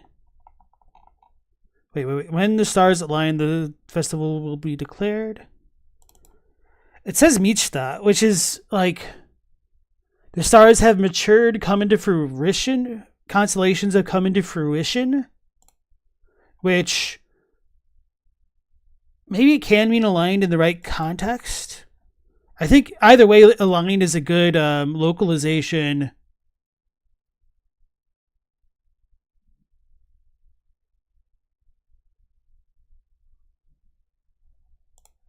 So, yeah, I don't think the Japanese says it quite that way that you just implied. To push against Radahn's seal? No, so it's like the stars have come to like full bearing, so now they can conduct the Radahn festival. Maybe Radahn is invincible otherwise. Maybe that's why they need to do the festival at a specific time? I don't know. True Connoisseur wonders sometimes if Fate is a more wishy-washy concept than the Ranni quest makes it sound. I definitely think there is wishy-washiness to it, and I think Fate can be forestalled with enough willpower. How do you get to Nokron early? So what I mean by early in this context is if you don't begin the Ranni questline and you kill Radahn first and then go directly to Nokron without interacting with Blythe or Ranni's folk, you can't open that chest. That makes sense? Okay. Swelling against the seal? Maybe, I mean, there might be another line which could suggest that, but I'm not sure what it is. And unfortunately, I can't think of like the English to just double check what it would be in the Japanese. I'll take another quick gander.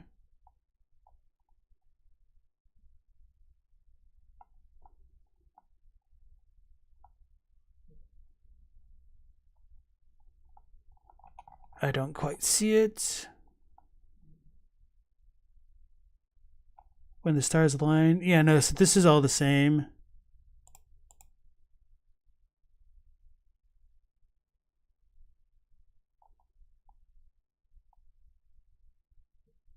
Okay. So I'm going to go on.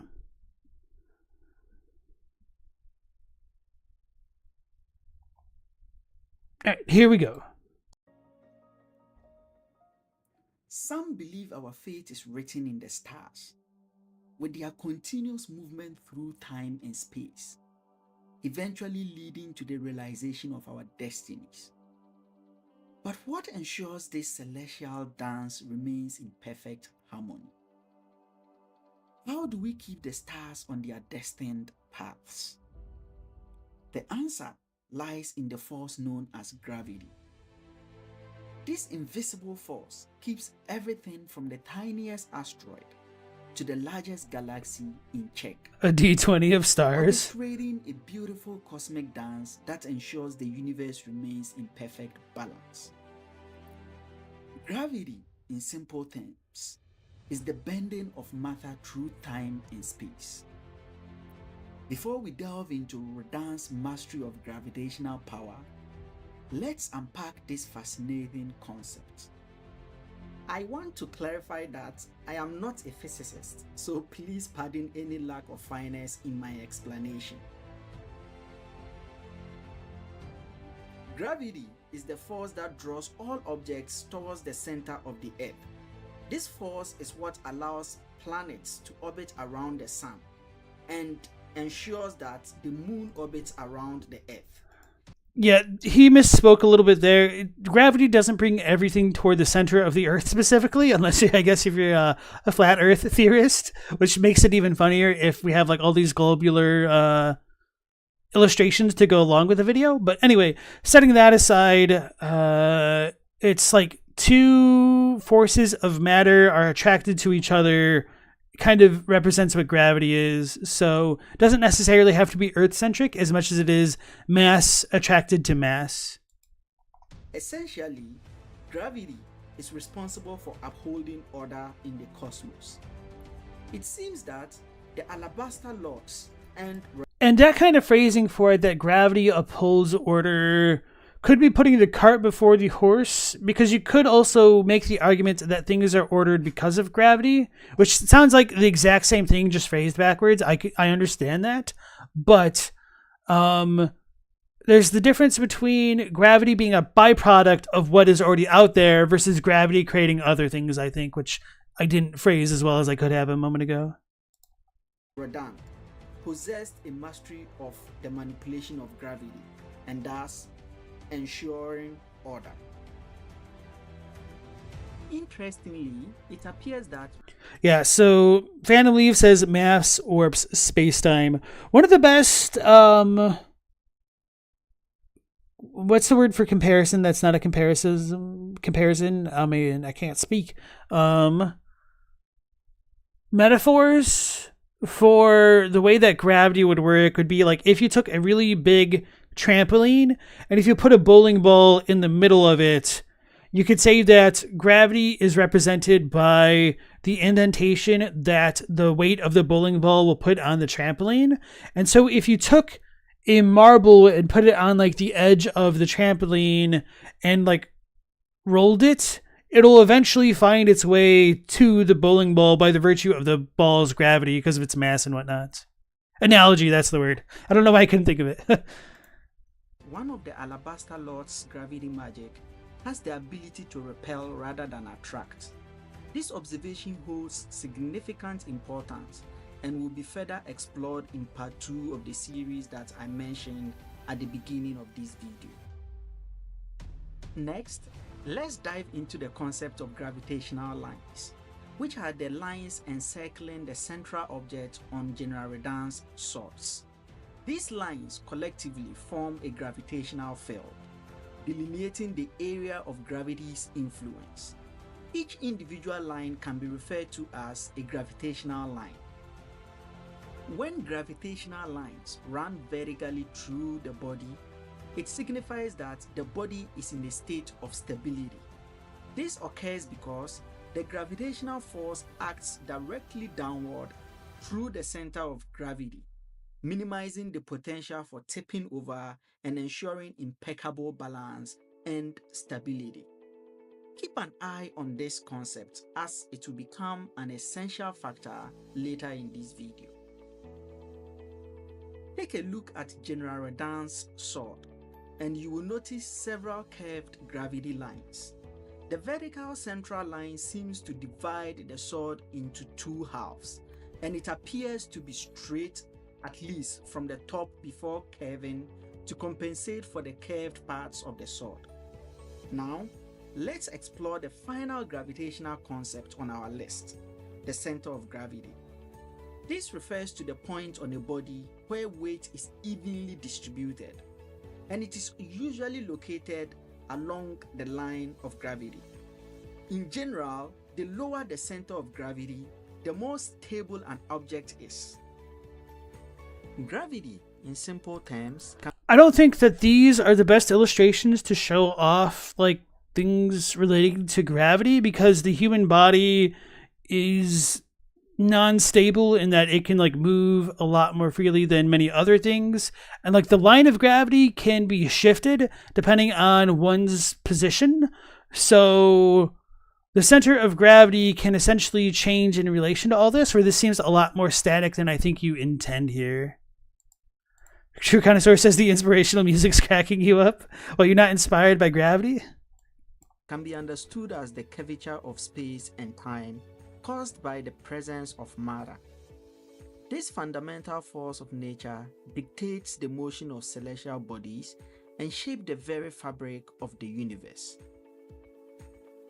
The concept of gravity not only governs the behavior of planets and stars, but also influences the flow of time itself, as described by Einstein's theory of general relativity. This bending of space is due to the presence of mass, and this is what we experience as the force of gravity in our everyday lives, holding us firmly to the surface of the earth and keeping celestial bodies in their orbit. Logically, any person who has the ability to wield the force of gravity has the ability to manipulate space and time. Miquella was acutely aware of gravity's influence on the fate of the demigods and the events in the lands between. A closer look at the pattern of Miquella's braids reveals a striking resemblance to the gravitational field pattern on Radahn's curved swords. One could interpret that his braids might symbolize gravitational lines forming a gravitational field. Particularly noteworthy is the central braid positioned amidst his three long braids. The vertical alignment and its apparent role in dividing the other braids into two halves could symbolize a sense of balance or stability in Miquella's demeanor or mindset at that specific moment, perhaps years before his expedition into the lands of shadow. Another intriguing character with a braided hair pattern that suggests mastery over time and space, or gravitational force, is Queen Marika. Notice her left and right braids. However, she is never depicted with them in a state similar to Miquella's. In fact, Marika cut off a portion of her left braid as an offering to the grandmother at the shaman village. It's conceivable that Marika once had braids in a pattern similar to Miquella's, but undid the pattern when she cut the left braid and offered it as atonement. I would be more in favor of that if we saw a depiction of her like that, but it's kind of funny that this painting of her in the Round Table Hold has her with her hair down and unbraided. Damn buffering. Why did I feel the need to go back? That's what I get.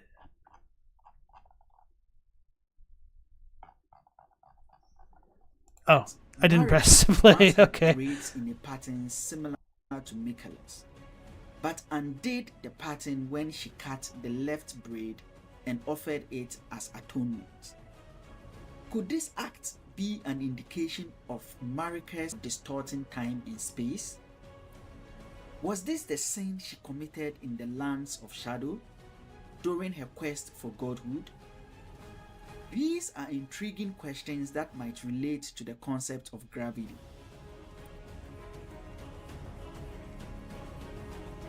Notice that Radahnn's portrait in the Round Table Hold appears to show him with a braided hair pattern similar to Miquella's, but this pattern is absent when we fight him in the Air Tree. Could this be hinting at Radahnn's imperfection as well? Well, I believe I have given you a lot to chew upon. And believe me, part 2 even has more. And so, why don't we pause here and recap what we have discovered so far. The abiding Alright, next, you have a good one. Radahn learned gravity magic to control the past and future, and by extension, fate. The separation between his father, the Order of the Air Tree, and his mother, the Faith of the Moon, was the catalyst that propelled him on his quest to control fate. I've also connected the symbol of gravity with Miquella's braids, his mother's as well as his dad's. This symbology might imply that Marika's offering to the grandmother at the shaman village was an indication of her distortion of the laws of gravity and by extension space and time. Alright, so about Miquella's connections to gravity because of his braids, I feel like that's a pretty big stretch. Mostly because we should ask ourselves, when then did Miquella decide to braid his hair in that style? Because we don't really have the answer for that, and I think, actually I don't really remember what the statuettes of him in like the Hailing Tree area completely look like. Maybe they have 3 braids, maybe they don't. They certainly don't look like what we get in that final cutscene in the DLC though. So are they meant to represent Radahn specifically, or could they just be a triumvirate to kind of represent the trifecta, like at the heart of many religions like Christianity? Or why should we believe that this is gravity over a trinity in some other regard would be one big question that I have. And obviously his connection physically and spiritually to Radahn at the end of the DLC can suggest more of a thematic connection with his hair, but I don't know, just not fully there for me. Night Scout doesn't think the braids actually relate to gravity. Radahn quit braiding his hair once he became the Star Scourge, whereas one would think that he'd keep the braids if they were symbolic to that. That's a pretty good point as well. I was thinking about Radahn's hair, but to say that the fact that he also didn't continue to braid his hair, at least not in the same way, does suggest that if he's so into gravity that he would mark it on his swords, why wouldn't his hair be the same way? I think is a pretty good argument. You think that he was mimicking Marika a lot? The hair might just be one thing? I think that's probably fair as well. Without horns, it's always thought the braids were symbolic of wisdom. I think there's definitely ways you can argue for that as well.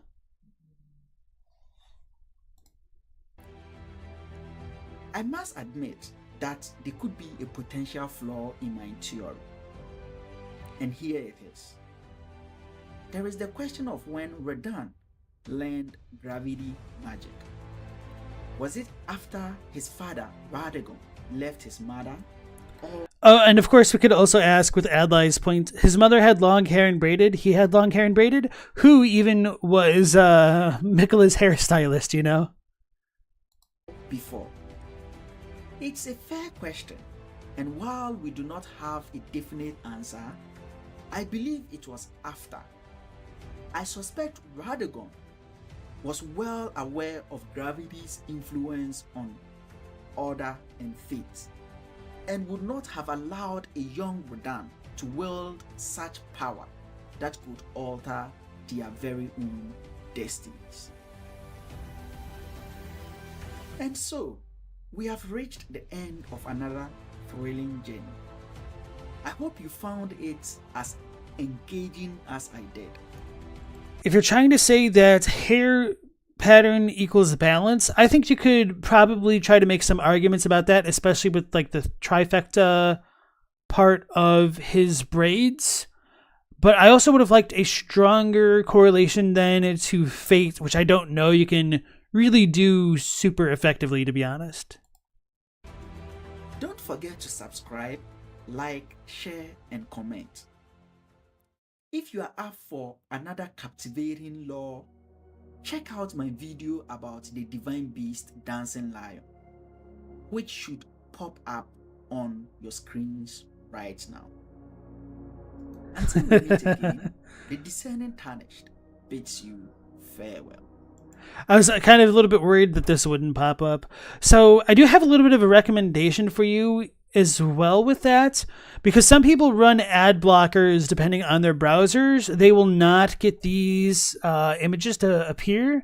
So I would suggest hard coding the thumbnail into your video itself, so that way people know what you're talking about. So yeah, anyway, let's go ahead and give the Discerning Tarnished a like, and let's go ahead and share it. And he would certainly appreciate the support if you guys want to go ahead and send him any. So thanks for sharing the video with us, Discerning Tarnished. And we'll definitely be checking out more of your channel in the future. Whoops, let me do that.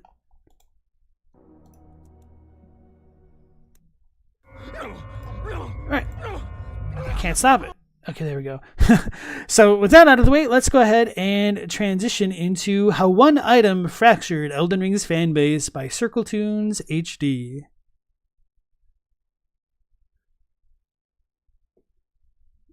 YouTube trying to load ads to throw off the points in the video those thumbnails appeared. So you can kind of add them, like you can control a little bit like where they appear at the very end of a video and stuff like that. So even without like worrying about the YouTube side, I think if you just assume that people aren't going to see that kind of thing, if you say, oh, I'm talking about this video and you've already completed it and you already have the thumbnail ready, that'll allow people to like potentially look down to see if it's like on their sidebar or anything like that. All right, so anyway, let's go ahead and check out how one item fractured Elden Ring's fanbase. And Stella asks, only one? I'm assuming this will probably be about the Scooby treats, so we'll see.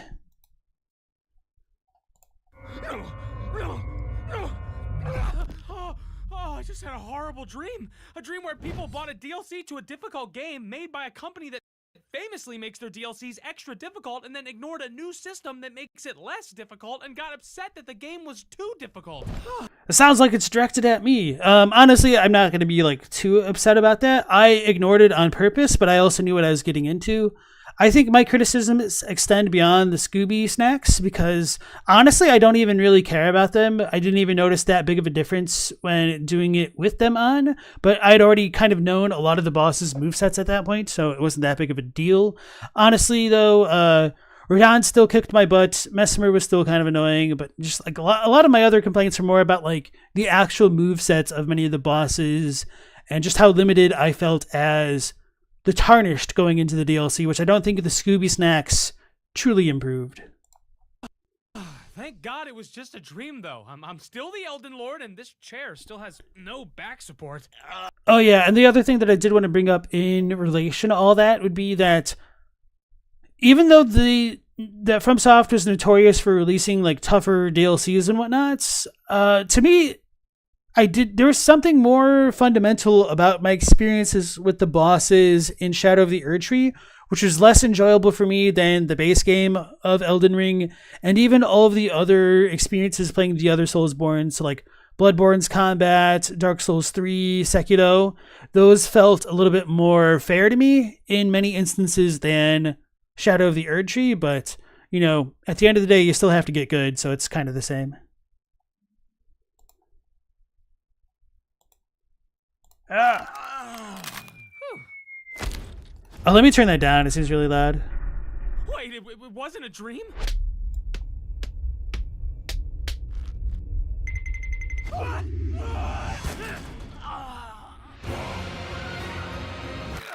So, some time has passed since the release of Soaked, mostly because I've actually been playing it, enjoying it, and really wanted to fully complete every aspect of the DLC before I gave a knee-jerk reaction and opinion. And I'm glad to announce I've successfully beaten the final boss of the DLC, and it totally didn't have a lasting psychological effect on me. When I play FromSoft games, I completely close my eyes and ears to every single piece of information possible. I didn't even watch the trailers or look at sneak peek images. When the DLC was announced, Yeah, I try to do that as well, and obviously now since having my channel, that makes it a little bit more difficult to do, especially because, you know, I have to moderate things on like my Discord and whatnot. So certain things do get spoiled to me from time to time, but I don't really mind looking at trailers too much. I am glad that I skipped over like the final trailer that released like the day before the game came out.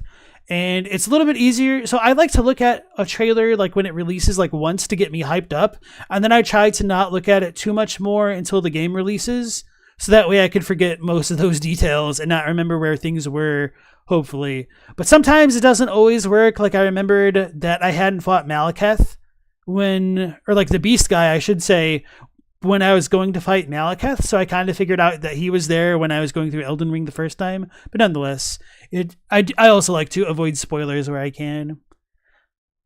So Adlai thinks I was right that the DLC was particularly harder than the previous entries. And then the Shadow of the Erdtree's difficulty scale is weird to be sure. To me, it's not like the scaling that matters as much as it was like the individual movements sometimes. Here we go. Comments. I muted every single word and phrase possible, so I wouldn't even see enemy Bros. designs or new environments. I didn't mute the word Roddy, though, because I could never silence my queen. Everything, down to the last freak. I wanted to discover and see on my own during my first playthrough. I care about how lighting cracks through a cave ceiling just as much as I care about a mainline boss fight. Every inch and second of Elden Ring is special to me, and I expected the DLC to sweep me off my feet like the base game did. And oh Christ, I think this is some of FromSoft's best work ever. So you can imagine my shock when I emerged from my grotesque gamer juice-laden flesh cocoon to see This DLC is too hard! This is the easiest thing ever created! What the fuck is a skidoo fragment? What? How did this happen? Aren't we the get good guys? Aren't we the ones that played Demon Souls? You know, the game that had a feature where it removed half of your fucking health bar if you made the mistake of dying to a hidden corner shadow medieval crack addict? Okay. And that's kind of funny because honestly, I think Demon Souls is really easy. Obviously, by the time I went and played Demon Souls, I had already played the other Soulsborns, so I was much more familiar with the formula, but with the exception of like it having a kind of crappy economy to like get the max upgrades and stuff, it's just kind of a cakewalk for the most part. Okay, easy does it. Oh, cool! Great! Nice! Yes! Awesome! Yes! And Sekiro didn't even really have builds. Your only option was to learn every single attack pattern. And to me, like, it's really weird that I think that Shadow of the Erdtree is more imbalanced than Sekiro, and I enjoyed Sekiro a lot more than Shadow of the Erdtree, which I think should be telling that there's probably something more inherent to the way that we approached Shadow of the Erdtree that should be examined. Now, obviously, you could definitely make the argument, and I would be guilty of it, would be that I was trying to play the game without the like spirit summons, but that's mostly because I prefer to play without spirit summons because I have more fun doing it that way. But this time around, I had much less fun without them, just because I wasn't really having fun with my kind of interactions with the bosses, which, I mean, I'm not really going to know that until I go through it, which is, you know, one of those experiences. This action game is actually a concealed rhythm game. So what happened? What changed? Well, you see, you could honestly blame the entire discourse on this one single dookie-looking pine cone, a skidoo fragment, or as Miyazaki would like to gaslight you into calling a shadow tree fragment. All right, sure, dude. All right, whatever you say. Now, get back in your Gial cell. These little things are how you level up your character in the land of shadow, and some folks are pissed. But surely it can't be that straightforward, can it? This little spiky thing couldn't have obliterated 15 years of white-knuckled hardcore classics that everyone adored for their sheer difficulty. Well, just like how America shattered the Elden Ring. And see, even though I've been complaining a lot, there were actually a couple bosses that I really did enjoy, even without the fragments. Like, I really liked the Metter fight. I like Midra's fight. I really enjoyed the first half of R'Lana's fight. Ramana was fun. It's just the ones that went over the top to me went over the top. So Gaius was pretty bad. Mesmer had some bad things, but I kind of eventually figured it out. And there are aspects of that fight which I'm not the biggest fan of. But then, of course, we have Star Scourge consort Radahn, which is kind of like the worst fight imaginable. Like, to me, I don't even think it's fair to compare Sword Saint Ishin to Promised Consort Radahn with Mikla on his back.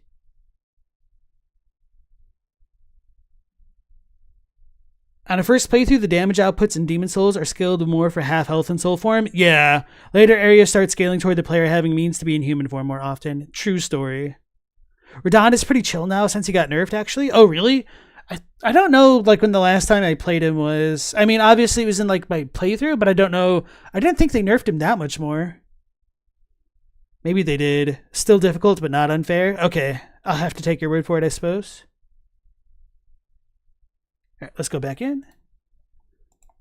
I believe the argument has been fragmented into multiple pieces. So let's take some putrid online gamer debates and shatter them into some consumable chunks in what I believe to be the source of the problem. Because I feel it's actually shockingly interesting given the unique space these games are in. So let's just break this thing, I guess.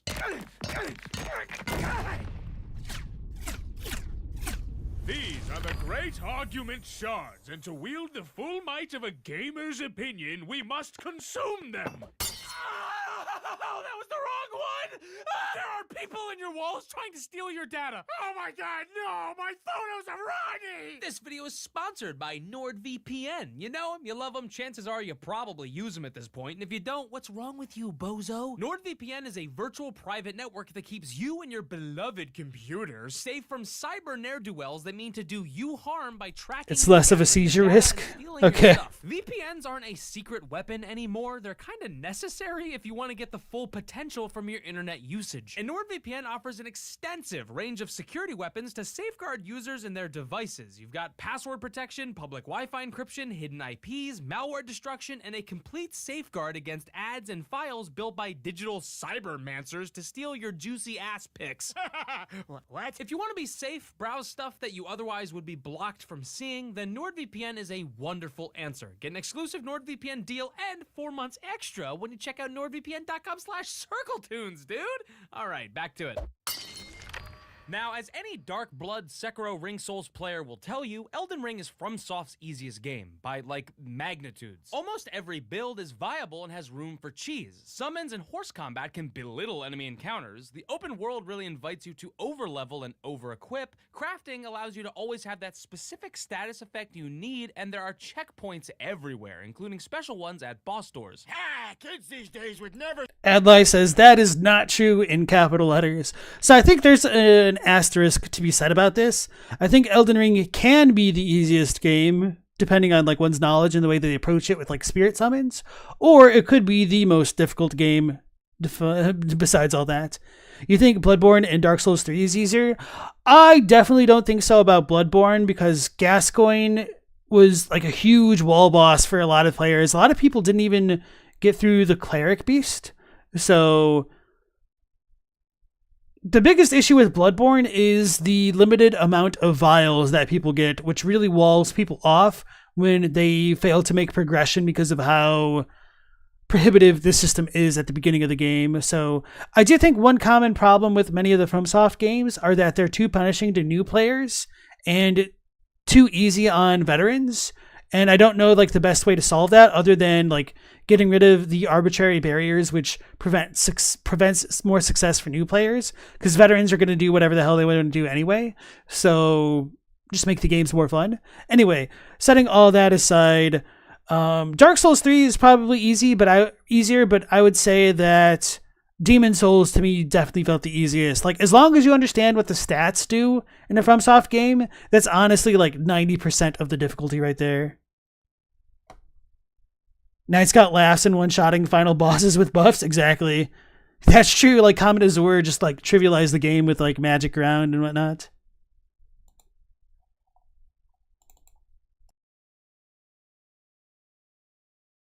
survive a Dark Souls run back. DS2 is its own special kind of hell, though. Fucking Dark Souls 2 Death Door. Fuck this thing. Jesus Christ. However, the initial hours of Elden Ring can be quite challenging, particularly if you're new to Souls games. And I think a lot of people forgot that. Towards the middle of the late game, things can get comically easy, especially if you're running a level 200 Tarnished turned Elden Lord. Players returning after a break might find a sudden shift from effortlessly defeating enemies and tanking multiple hits to struggling for survival quite jarring. This can feel like an unnecessary spike in difficulty, especially if you're unaware that the DLC significantly scales down the character's overall power level. And honestly, like, I really liked going through pretty much all of the open world and just not boss fights as far as like the difficulty went without any fragments at all. Like, they felt sufficiently threatening, which was quite nice, and they didn't feel like ridiculously tanky or anything. Granted, I was pretty much cheesing a lot of encounters by the virtue of using like colossal weapons and like stagger locking everything, but yeah, sometimes you gotta just use the ancient meteoric or greatsword and L2 to win. Brings me to my next shard. So it doesn't matter if your character was level 713 and killed every god under the piss tree. In the Land of Shadow, he's a little fucking bitch. The DLC crunches your level down to prevent players from easily overpowering the content. This approach actually enhances the experience because the satisfaction for most players comes from the challenge of defeating a boss after multiple attempts. I don't think anyone would like a $40 DLC from FromSoft filled with bosses that your late game build would just nuke in one hit. So what, is my character just screwed now? Can I offer you a nice pine cone in this trying time? Skidoo tree fragments are the way you counteract this nerfing effect. The more you get, the stronger you are here. It's that simple. You'll find them everywhere, in dungeons, caves, fields, and even the stomachs of giant hippos. So the idea is that the more you organically explore, the stronger you'll organically get. Ow! Elden Ring, from base to DLC, gives you every resource and playstyle to make the game as hard or as easy as you want, but you have to learn them and use them. Call it a byproduct from complacency in the gameplay, or choice paralysis from how many options Elden Ring truly gives you, but I really think that most players here, especially the ones complaining about difficulty, aren't using every tool at their disposal. Listen, I play like a brain-dead, unoptimized moron. And for a while, I barely understood the idea of level soft caps and hard caps, faith buffs, crit daggers, elemental weaknesses. What the fuck do you mean I gotta eat this dude's meat? Oh, you must be hungry. Am I? And other than the final bastard, I killed nearly every single boss in 1 to 5 tries by just swinging a fucking big-ass stick until the scary thing got turned into dust particles. And I did it all before any balance changes. So if my barely functioning bonk brain can do it, so can anyone else. I watched a buddy use like 8 buffs and consume a pile of God knows what and beat the final boss without moving or taking damage, decimating him with every hit and healing to full health infinitely. It genuinely felt like I was watching an exploit, but it wasn't an exploit. He was just using every tool within reach. Elden Ring's combat is 50% get good and 50% puzzle. What works, what doesn't work, try new summons, respec, craft greases, swap talisman, throw a goddamn pot of molten glunch at their goddamn face. If they're spamming a move that always kills you, you're spamming a mistake. For God's sakes, I've seen people beat these bosses on a dance pad. A fucking goldfish has beat some of these freaks. Are you saying you are less than a fish in a tank? The DLC has about 50 hours of content if you frolic around everywhere and poke every ghoul with a ghoul poker. Stop it! But it seems like a lot of people don't want to play like this, they want to play like this, and that's totally valid, but it's going to be objectively harder, so don't be shocked when the open world game crushes your bones for playing it like a more linear experience. If you rush the DLC, the bosses are going to be the ones rushing your ass down to the fog wall. Poor bastard just walked in with a level 3 stun. Help! Miss Mika beat the game with a dance pad and a controller at the same time, 2 different fights? Wow, that's incredible. I didn't know that. I mean, I know she and Luality did a lot of like the dance pad fights against the bosses, which is kudos to them. I would not want to even try to attempt that because I kind of hate those kind of challenges for myself, but definitely have a lot of respect for those with the intestinal fortitude to pull that off. That's wild. The goldfish is a real one, though. people complain about has nothing to do with the stats or the numbers. I mean, I'm going to listen to their experience, even if I disagree with it, just to see what other people are thinking about it. And obviously, like, my position about this has been well known based off like my video and like my streams and responses to these kinds of videos. But yeah, I don't know. We were used to the more linear experience instead of the huge openness of Elden Ring. I don't know. Yeah, I can only really speak about how I play the game, and I've always had that issue of wanting to overexplore and experience everything before completing a game, which is partly why I chose not to do the fragments. And also, Miyazaki freaking challenged me personally. He said, oh, players could choose not to use these items to level up if they want more of a challenge, and you know what? I took that personally. So I had a couple different reasons for not wanting to use the blessings, because you only get a first playthrough once, and you may as well make the first one the one you suffer the most on. Night Scout says, some people complain about world design or movesets, but a ton of people do complain about skidoo fragments while willfully ignoring them to brag. Same for parries, quick step, range, etc.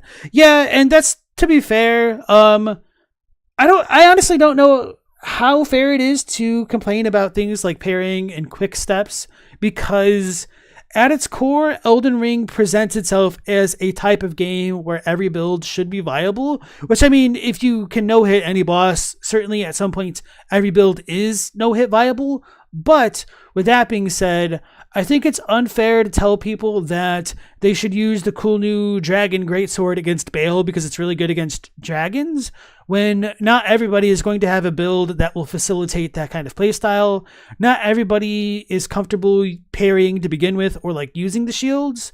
So it's kind of one of those situations where one size doesn't fit all, and all sizes don't necessarily fit one, if that makes any modicum of sense. The melee build has all the stats to use a bow well. You're loaded in upgrade stones, use range, online, try hard. Well, the thing about that is you're not wrong, but what utility is that to somebody who doesn't enjoy using a bow to begin with? Like, obviously they're going to be frustrated with a more ranged fight, but the game doesn't do a good job of giving people opportunities to want to use more ranged options. And it feels a little bit binary where success and failure is contingent on like what you're walking into the boss room with, rather than encouraging people to have more fun by using bows, which is why I actually liked Lords of the Fallen and the way that they incorporated their ranged stuff into every build baseline going through that game. So, with all the fragments in our inventory, what's my final opinion on this debacle, and is there a solution that would please everyone? For starters, I really think the DLC isn't hard, and I'm not posturing to some Elden Ring stan Miyazaki shrine. I'm saying from a technical level, and from what I've been able to achieve as a B-tier Souls player, it really isn't hard if you just explore a little and use every tool you got. Now, could the skidoo system be explained more thoroughly? Yeah. Should they have made a bunch of redundant scud fragments so you didn't have to comb through everything? Probably. And yeah, I would definitely agree with that assessment, that one of the downsides of having such an open world and then encouraging people to explore it is that you know that there's people who are not going to explore every nook and cranny, so they should have had that built-in redundancy like the same way that they had with like the golden seeds in the base game, I think. Adlai was torrent, okay.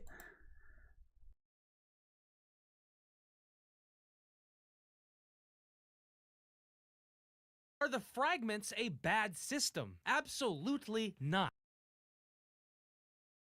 The two routes I see this near sequel-sized DLC could have gone down are make it too easy, not add any sort of power negation, and have late-game characters walk through every encounter in 5 hours, or whack every character with a shrinkening hammer so that the experience can be tailored specifically to the developer's preferences, allowing for a more customized and curated environment.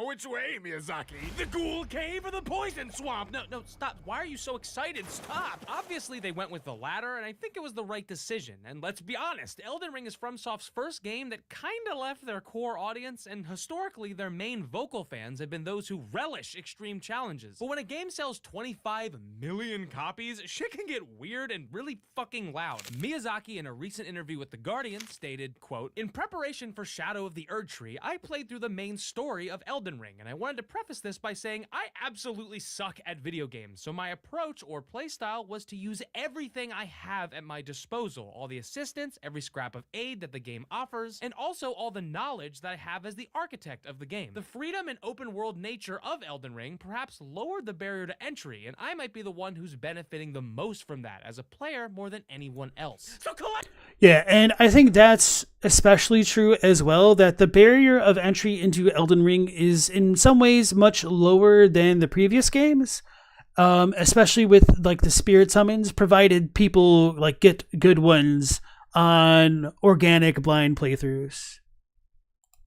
Like the fucking pine cones, eat the fucking glunch, kill the fucking bosses.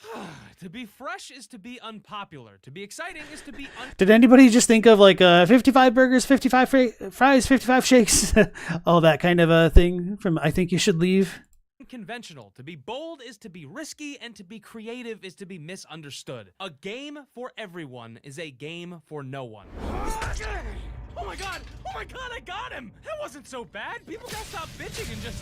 Oh, I'm sorry! I'm sorry! I'm sorry! I'm sorry! It's kind of funny because Radahn doesn't even have like the full health bar fake out. He goes down at like halfway. Man, how messed up would that have been if they gave him like 2 full health bars? All right.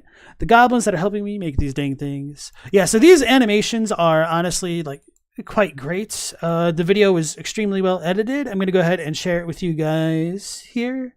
And so I'm going to go ahead and like it, even though I do have like a couple disagreements or like differing points of view. There's nothing entirely wrong with that, but enjoyed it. The Lies of P experience? Hold on. Am I blind? Wait, what do you mean by the Lies of P experience? Because there was a video that I thought about adding to the list, which I thought you were referring to, where somebody was complaining or like saying that they doubted Lies of P, but then changed their mind. But I didn't add that. So I thought it was like up here or something. It's about 70% before Mikola shows up. I don't think it's that high. I think it's like 60, somewhere around there. Oh, it's just insane bosses having multiple health bars? Okay, yeah. So, like, the damn puppet Romko, as we like to call him, he got me. So, okay, I already shared this video. I've gone ahead and liked it. So, how much time do we have left? I might go a little bit over tonight. Yeah, I'll just go over and probably watch both of these, unless I spend too much time going over this one. So... how one item fractured Elden Ring's fan base is over, let's check out the problem with Souls games in general with Major Trenton, and then depending on time, solving the problem with Souls-like games. So I do wonder if Drew's video is a response to this. I honestly have no idea, but I thought it would be kind of funny to pair them back to back. You thought Lies of P was harder than Shadow of the Erdtree? I don't feel that. I felt... So for me, like Lies of P had this like real feast or famine gameplay aspect to it, which is kind of hard to quantify, where it felt like you could be doing amazingly, but if you get caught out of position, you just get punished so much harder than you do in like a typical FromSoft game. Discerning Tarnished asks, how do I select videos for review? Honestly, on my Discord, we have a channel where people post things that they want to see me potentially react to. And then other times, if I just have like my YouTube homepage open and something looks interesting, I might add it to the list because I'm personally interested in it. So it's a little bit of both. And then for nightly, I just try to go with topics that seem like they can group well together and fits like how much time I think it would take for me to react to the videos. And hey, Global Sequence, nice to see you again. Is Lies of P worth it? If you are a hardcore fan of like the Soulsborne games, which I'm assuming since you're in this stream of all streams, then I would probably say yes. But to go into it with an open mind and try not to expect anything of your Soulsborne experiences and to try to treat it as its own thing, which is the same advice I'd give about like any kind of Soulsborne game, because They're not FromSoft games. Provides some of the best games people can play with some of the greatest challenges in gaming. With the Elden Ring DLC selling extremely well, FromSoft is on top of the world right now, and they are free to do whatever they want with their next game. I have nothing but respect for a company like this, but I would be remiss not to express concern for their future games. Not necessarily over quality or the direction they take, but rather over the game engine they're using. This engine constantly causes one problem: performance issues. But before getting into that, the Digital Foundry engine and why does FromSoft use it? FromSoft has used their proprietary engine since Demon Souls. For each game, the engine has been upgraded. Dark Souls 1 was an upgraded version of that original engine. Then it was upgraded for Bloodborne, Dark Souls 3, Sekiro, Armored Core 6, then Elden Ring. There are so many benefits to using the same engine all this time. Once systems are created and put in place, they will remain in place. For example, animations and assets are reused, as well as dodging, movement, and other combat mechanics. Even look at the leveling and upgrade systems. They're pretty much the same most of the time, with maybe some slight differences. Most importantly, using the same engine also allows developers to master and work with one single engine, thus being able to develop games far quicker than other companies. Bloodborne released in 2015, Dark Souls 3 in 2016, Sekiro in 2019, and Yeah, it's absolutely crazy the pace that Dark Souls 1, 2, 3, and Bloodborne came out together at, and obviously it felt like a really long wait for Elden Ring, which I think was well deserved, and probably could have waited. We could have waited longer. And it's kind of always been my dream since having played FromSoft games that they would get both the magical combo of unlimited time and money to make the game that they actually want to make. I don't think we've gotten that quite yet, but nonetheless, I still do think that Elden Ring is a well-crafted game. It might not be the most well-polished, but I honestly don't know what a dev could do to make an open world more enticing, I guess. Like, I don't know what kind of reward structure you could put in which just doesn't go on to break the game in another way. Unless you had like zone-based power-ups, maybe that would be the way to do it. Actually, that would probably make a lot of sense. Huh. Anyway. They should just use Unreal Engine 5. Just kidding.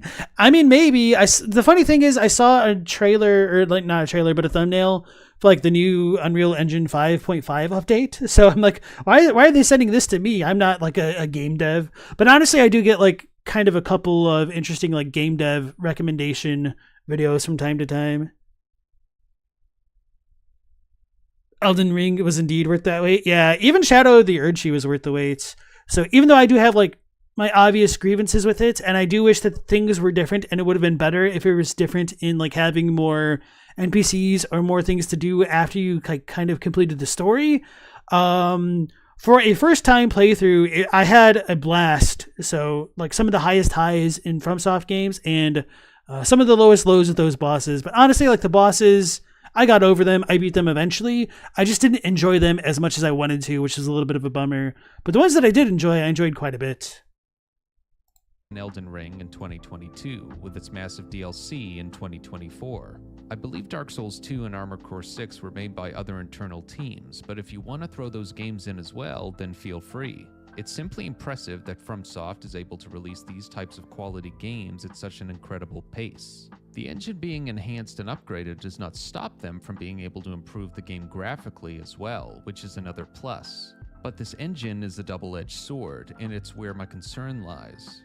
As great as it is, FromSoft's engine is taking its toll on their games, specifically in regards to performance. There are two large reasons for performance issues, so let's start with the first reason, which is the engine itself. This engine's performance... You know, I'm kind of pleasantly surprised that they're saying the problem with the Souls games is more of an engine-based thing, because I was expecting more of a design type thing. So I'm really curious to hear more about this, because this is something I've kind of felt for a long time as well. I felt like Bloodborne was good for what it was, and then I felt like a lot more limited by the tech of the engine as we got into Dark Souls 3. And I don't know, it just felt like there's more tearing at the edges, which isn't to say that Bloodborne isn't without its issues, because it certainly was, but that honestly felt a little bit more hardware limited. But I guess that you could still say like the engine is limited by the hardware, but if the engine was better, the hardware wouldn't have been limiting it as much. So maybe it's a little bit of the tail wagging the dog there.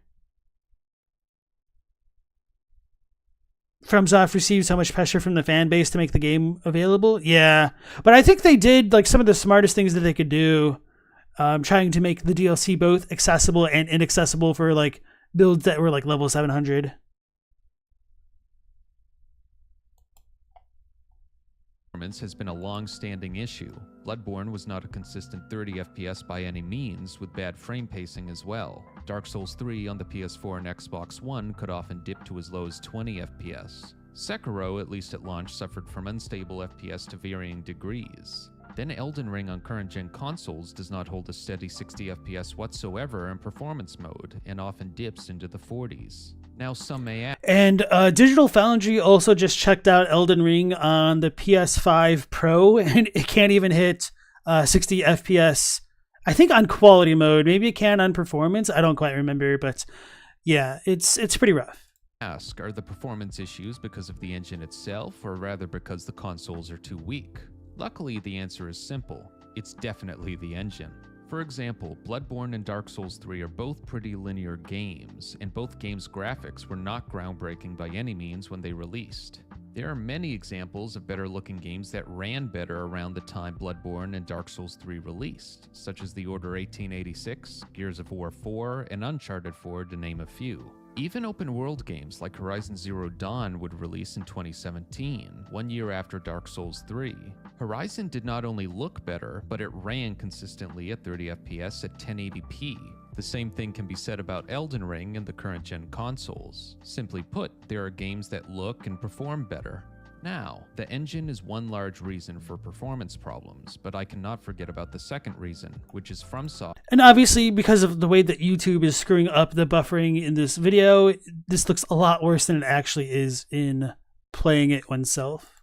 Not optimizing their games well. FromSoft is great in almost every way, but when it comes to optimizing their games, it's one of their few weaknesses. So Paisan says you don't know how to check the actual FPS, but your PS5 Elden Ring is stable, little to no stutters. So the thing about this is, unless you're playing at a level that's really consistent and above 60 FPS, your eyes generally adjust to it and just don't really give a crap. So like Bloodborne runs at 30 FPS most of the time, but it does like dip below 20 and it feels a lot choppier. And so I think one way to exemplify this really well is, if you have the means, would be to play like Dark Souls 3 on a PS4 versus a PS5, where it goes from 30 FPS to a locked 60, because that's a really big upgrade in terms of the visual fidelity. Because unless you're playing on PC and can get north of 60 FPS, the difference between like 60 FPS to 50 isn't as noticeable. But as soon as you start jumping down into the 40s, it does become a bit more noticeable. But this kind of mostly after your eyes have adjusted it to something higher. So like when I was playing Hollow Knight on stream, there was one day where I had like updated, I think, my graphics card or something like that, and my monitor had reset and went down into 60 hertz mode when it should be like 320, I think, natively. And when I was playing it, I was playing Hollow Knight at 60 FPS, and to me it looked freaking awful. Like, it looked really stuttery, and it just felt wrong. And then on that stream, I was like, hold on guys, I need to adjust this, because I was playing Hollow Knight at like 200 FPS, because I mean, it's freaking Hollow Knight. And that isn't to say that Hollow Knight was performing poorly at 60 FPS, but once your eyes get adjusted to something better, that's kind of like the only way you notice that things were off, perhaps. Wouldn't 30 versus 60 FPS comparison not be the best to make? No, it's not, but I'm just trying to say, like, until you have like a stable 60, you're less likely to notice like the fluctuation of what's going on in a game like Elden Ring. Though a good portion of the problem could simply be the engine as I have discussed, there are many instances where it's definitely an optimization problem. A more recent example is Elden Ring and its DLC running on PS5 versus Xbox Series X. Both consoles are very similar, and if you compare the two in other games, the FPS is often the same or close to being the same, usually within 1 or 2 FPS. In Elden Ring, the Series X is often well below the PS5, sometimes as much as 10 FPS below it. With how similar these two consoles are, both in the internal hardware and overall power, this difference does not point to an engine or console issue. Instead, it points to poor optimization. FromSoft did not do as good of a job with the Series X version, plain and simple. And boy oh boy, the optimization on PC does not get much better. The most recent example, let's talk about that Radahn fight at the end of the DLC. No matter what graphics card you have and whatever settings you choose, some of his Phase 2 moves absolutely murder your frames. One particular move could drop the FPS from 60 into the 20s even. Yeah, I had a lot of problems with the frickin' Sunflower, because when it would do its projectile attack, I would drop frames, and so I would like stutter all of a sudden, and then it made it really hard to avoid those. So I actually do really like the Sunflower fight now that I've played it at a more stable frame rate, but it was a little bit rough my first time going through the game. And then welcome into the stream. Can we draw Radahn and Marika parallel from Mikla and Radahn's relationship? I don't necessarily know, because you would first need to... I mean, it depends on what kind of parallels you want to draw to begin with, but if you want to say that like Marika forced herself onto Radahn, maybe not, because we don't necessarily know if Radahn was his own person, and a lot of that really depends on headcanon. All right, Discerning Tarnished, you have a good night, and no worries, and thanks for dropping in. Take care. You wonder if they would have become one body in the future, just like their parents, if we hadn't stopped them? I don't think that would work, unless you want to make the argument that that should have also happened for Godfrey, and maybe you could say Godfrey might not have had that happen to him because he also had Siraj. So maybe Radahn should have had like Leonard grafted into his back. Who knows? Good question, though. All right, let's go back into the video.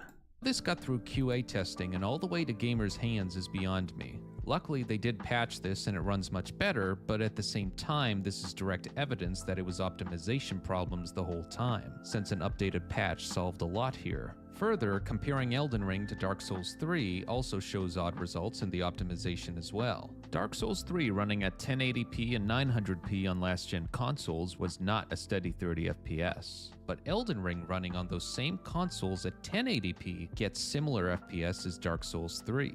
Let that sink in. Elden Ring, an open world game with... That's actually a really interesting comparison point. Yeah. Because I forgot that you can really play Elden Ring on a PS4. Man, that sounds like a really rough experience. Better graphics running at the same 1080p and 900p resolutions is similar in FPS to Dark Souls 3, a game that came out 6 years before. Somehow they optimized Elden Ring pretty well for last-gen consoles, but using this logic, you would think that PlayStation 5 would run Elden Ring at least at 60 FPS, because PS5 runs Dark... And then that aspect of it did kind of surprise me, because I obviously did know that it was able to come out on PS4, and I was always a little bit disappointed with like the current gen console performance of Elden Ring. So yeah, not too many notes about that.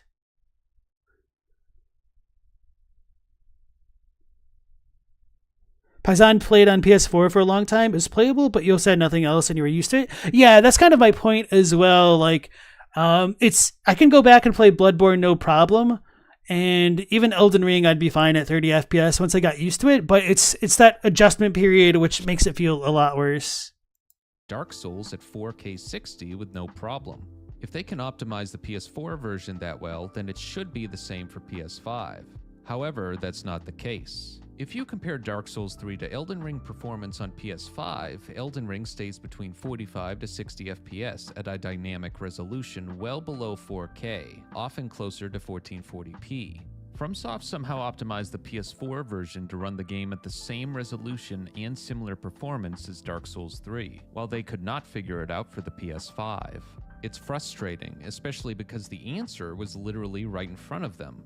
Apparently playing the PS4 version on PS5 allows the game to play at a steady 60 FPS with negligible differences in graphics. That's a great option for players who want 60 FPS, but the fact remains. It's incredibly weird FromSoft chose not to simply implement the PS4 settings in the PS5 version's performance mode. That way it would have ensured a steady 60 FPS. Every frame makes a big difference in these games, but instead of making sure Elden Ring is optimized the best it can be on consoles, FromSoft instead chose to implement. And that's even more mind-boggling when you consider how the PS5 has the solid-state drive compared to the disk drive of the PS4 and everything. A ray tracing mode on these current-gen consoles, a mode that does not look that different from quality mode. Now, of course, this overall issue of performance has always existed with them, yet that has never stopped anyone from enjoying FromSoft's games or praising how great they are, and rightly so. Their games are simply awesome. However, it's a long-standing issue that needs to be addressed. If their next game is more linear, then that would be the best time to focus on optimization, as vast draw distances and changes to the level of detail are easier to tackle in linear games. Of course, I say this as a solution, but FromSoft games are mostly linear anyways, and always suffer from some performance issues, so it's really just wishful thinking on my end. Now let me be clear, FromSoft is an elite game developer and company, and is constantly at the top of their game. When they release a new title... Yeah, to me, I tend to think of FromSoft as like the AA producer that produces AAA quality games, even if they aren't actually AAA quality in terms of like their aesthetics, in terms of, maybe I should say like graphical fidelity as opposed to aesthetics, because that, you know, combines art direction and everything, which is probably a bit unfair considering they won best art direction somehow. That kind of baffled me, to be honest, which I don't think like Elden Ring is ugly or anything like that, but I was a little bit surprised that it did win best art direction. You guys who were playing the PS4 version on PS5 without regrets, I mean, crap, it's a smart thing to do, especially if you're like, want that stable 60, why not do it? It's either in content. Everyone focuses on the DLC, but the base game had incredible stutter when it first came out. I mean, part of the issue is people just kind of like looked over it because a lot of it was localized between machines, but it definitely did have issues. It still does have issues, but you're not wrong there. Mention for Game of the Year, or is Game of the Year? With that being said, between the game engine and optimization, the performance in their games is never where it should be, and it's an issue that's just existed for too long. Of course, if it is between putting out quality games versus focusing on steady performance, I think sales have shown people much prefer FromSoft focusing on the quality of the games themselves. But I just hope for their next game that they can put more time and money towards the engine and optimization. And if they don't, well, I and everyone will buy the game anyway. And that's what it comes down to. And I'll see you all in the next video. Oh no, that PFP though. Ha ha ha ha ha. Okay, so yeah, that was a pretty cool video. I liked it. Definitely took things in a direction that I wasn't expecting, but I kind of have agreed with him for a long time. And honestly, when I first saw gameplay for Elden Ring, I was unironically disappointed. But part of that was because like they used the bow and it had the exact same reticle that you used in Dark Souls 1, had the exact same sound effects as the bow that you used in Dark Souls 1. And it just really felt like another rehashing of the Dark Souls games when I already felt like Dark Souls was rehashed quite a bit. So I do wish in some ways that Elden Ring pushed the base combat of like the Souls formula in a more robust direction, but they also started production of Elden Ring before Sekiro was even finished, so that doesn't really surprise me. So maybe, you know, on the next game we'll get like the best of both worlds. Now it doesn't necessarily have to be open world for me, but yeah, I just want something a bit more, I guess modern would be the way that I would phrase it, for like the combat and the engine. Stella says we'll buy it anyway, can go down a bad path. Honestly, you're not wrong. However, with that being said, FromSoft is probably one of the only companies that I'm still kind of comfortable like pre-ordering if I'm really interested in a title that they have. Oh yeah, I forgot about that adline that the Game Awards are trying to include DLC in Game of the Year category. I think that's ridiculous. I pretty much all of the feedback that I've seen for it is that it's like ridiculous, and that they should just do a DLC or an expansion category. Because I mean, don't get me wrong, I like Shadow the Erdtree, but I feel like that snubs a lot of games vying for the spot of Game of the Year. Okay, so anyway, now that we know the problem with Souls games, let's see what solving the problem would look like. So this is by Major Trenton. I've already linked it into chat if you guys want to give him a like. So let's go ahead and check out this one. Everywhere. God, man, YouTube is just so bad for me tonight. Holy crap. Let's take it off auto. Soulslikes. They're everywhere. But could you tell me what the genre actually means? Your answer would be entirely different than the person sitting behind you. Don't look behind you. There have been countless debates about it. So what makes this video different from the others? Well, good question, my extremely intelligent and inquisitive viewer. May I just say you're looking very nice today, champ. Keep it up. Firstly, I have a history of making videos extremely similar to this one, where we discuss genres, where they come from, and how they could be better. Before that, I covered gaming news for years, where I was some degree of a gaming journalist. I'm not just some random person on the internet. I'm a massive nerd on the internet. Secondly, I've been playing Souls games since the beginning of time. They saved my life. That's so weird to me to use like the first Steam purchase on an account to like give yourself street cred. Hold on, when was that? Like 2014? What's that meme? I remember my first beer. Why did I try to go back? Secondly, I've been playing December 28th, 2013 at 3:52. I never even thought to like look at this. I was expecting like a joke thing somewhere here. Okay, like a hentai game or something. Playing Souls games since the beginning of time. They saved my life. They taught me patience, resilience, and how to love. Lastly, and most importantly, I've watched every single video talking about this subject. Kinda. Some were really well produced with some good points. Fun to watch. Others were 30 minutes of unscripted rambling with nearly zero editing and a microphone that picked up every mouth sound like an ASMR video etching into my skull. I understand that and may or may not have been guilty of that from time to time, but you know, sometimes you just don't have the energy to make that effort of making a higher quality production video. And a lot of them on both sides just didn't know how a video game genre worked, effectively making the video about nothing and wasting my time. This was the hardest thing I've done since Orphan of Cause. Genre? Hardly know her. Let's nail it down. How did genres work? Or in other words, What the was even that? you often see them as fences that games have to be corralled into, like a Disney adult waiting in line, knee brace and all. Genres are primarily a marketing Oof, the zoomer editing is starting to get to me. Too much stuff going on the screen, too big, too much mobility. tool. There's something that we, the gamers, use to find experiences that we will enjoy based on other experiences that we've enjoyed in the past. The fences do exist, but they're only utilized when greed causes publishers to follow the trends of the industry, like when every game featured zombies or nowadays with Norse mythology. Personal space, please. These games are usually very cookie cutter with the same mechanics everywhere, like towers in open world games. Most of the time, the games people hold above all the rest and praise until the end of times aren't created by following a genre, but instead by using mechanics that the developers enjoy, which usually are established by other video games. Art is derivative, inspiration is everywhere, and everyone's stealing from each other, including myself with this video. We've addressed this. I'm stealing this. This is stolen. I watched other people's videos and was like, yeah, I could do it What game is that in the background? I don't think I've seen that before. It looks kind of interesting, if anybody knows. better, and I stole it.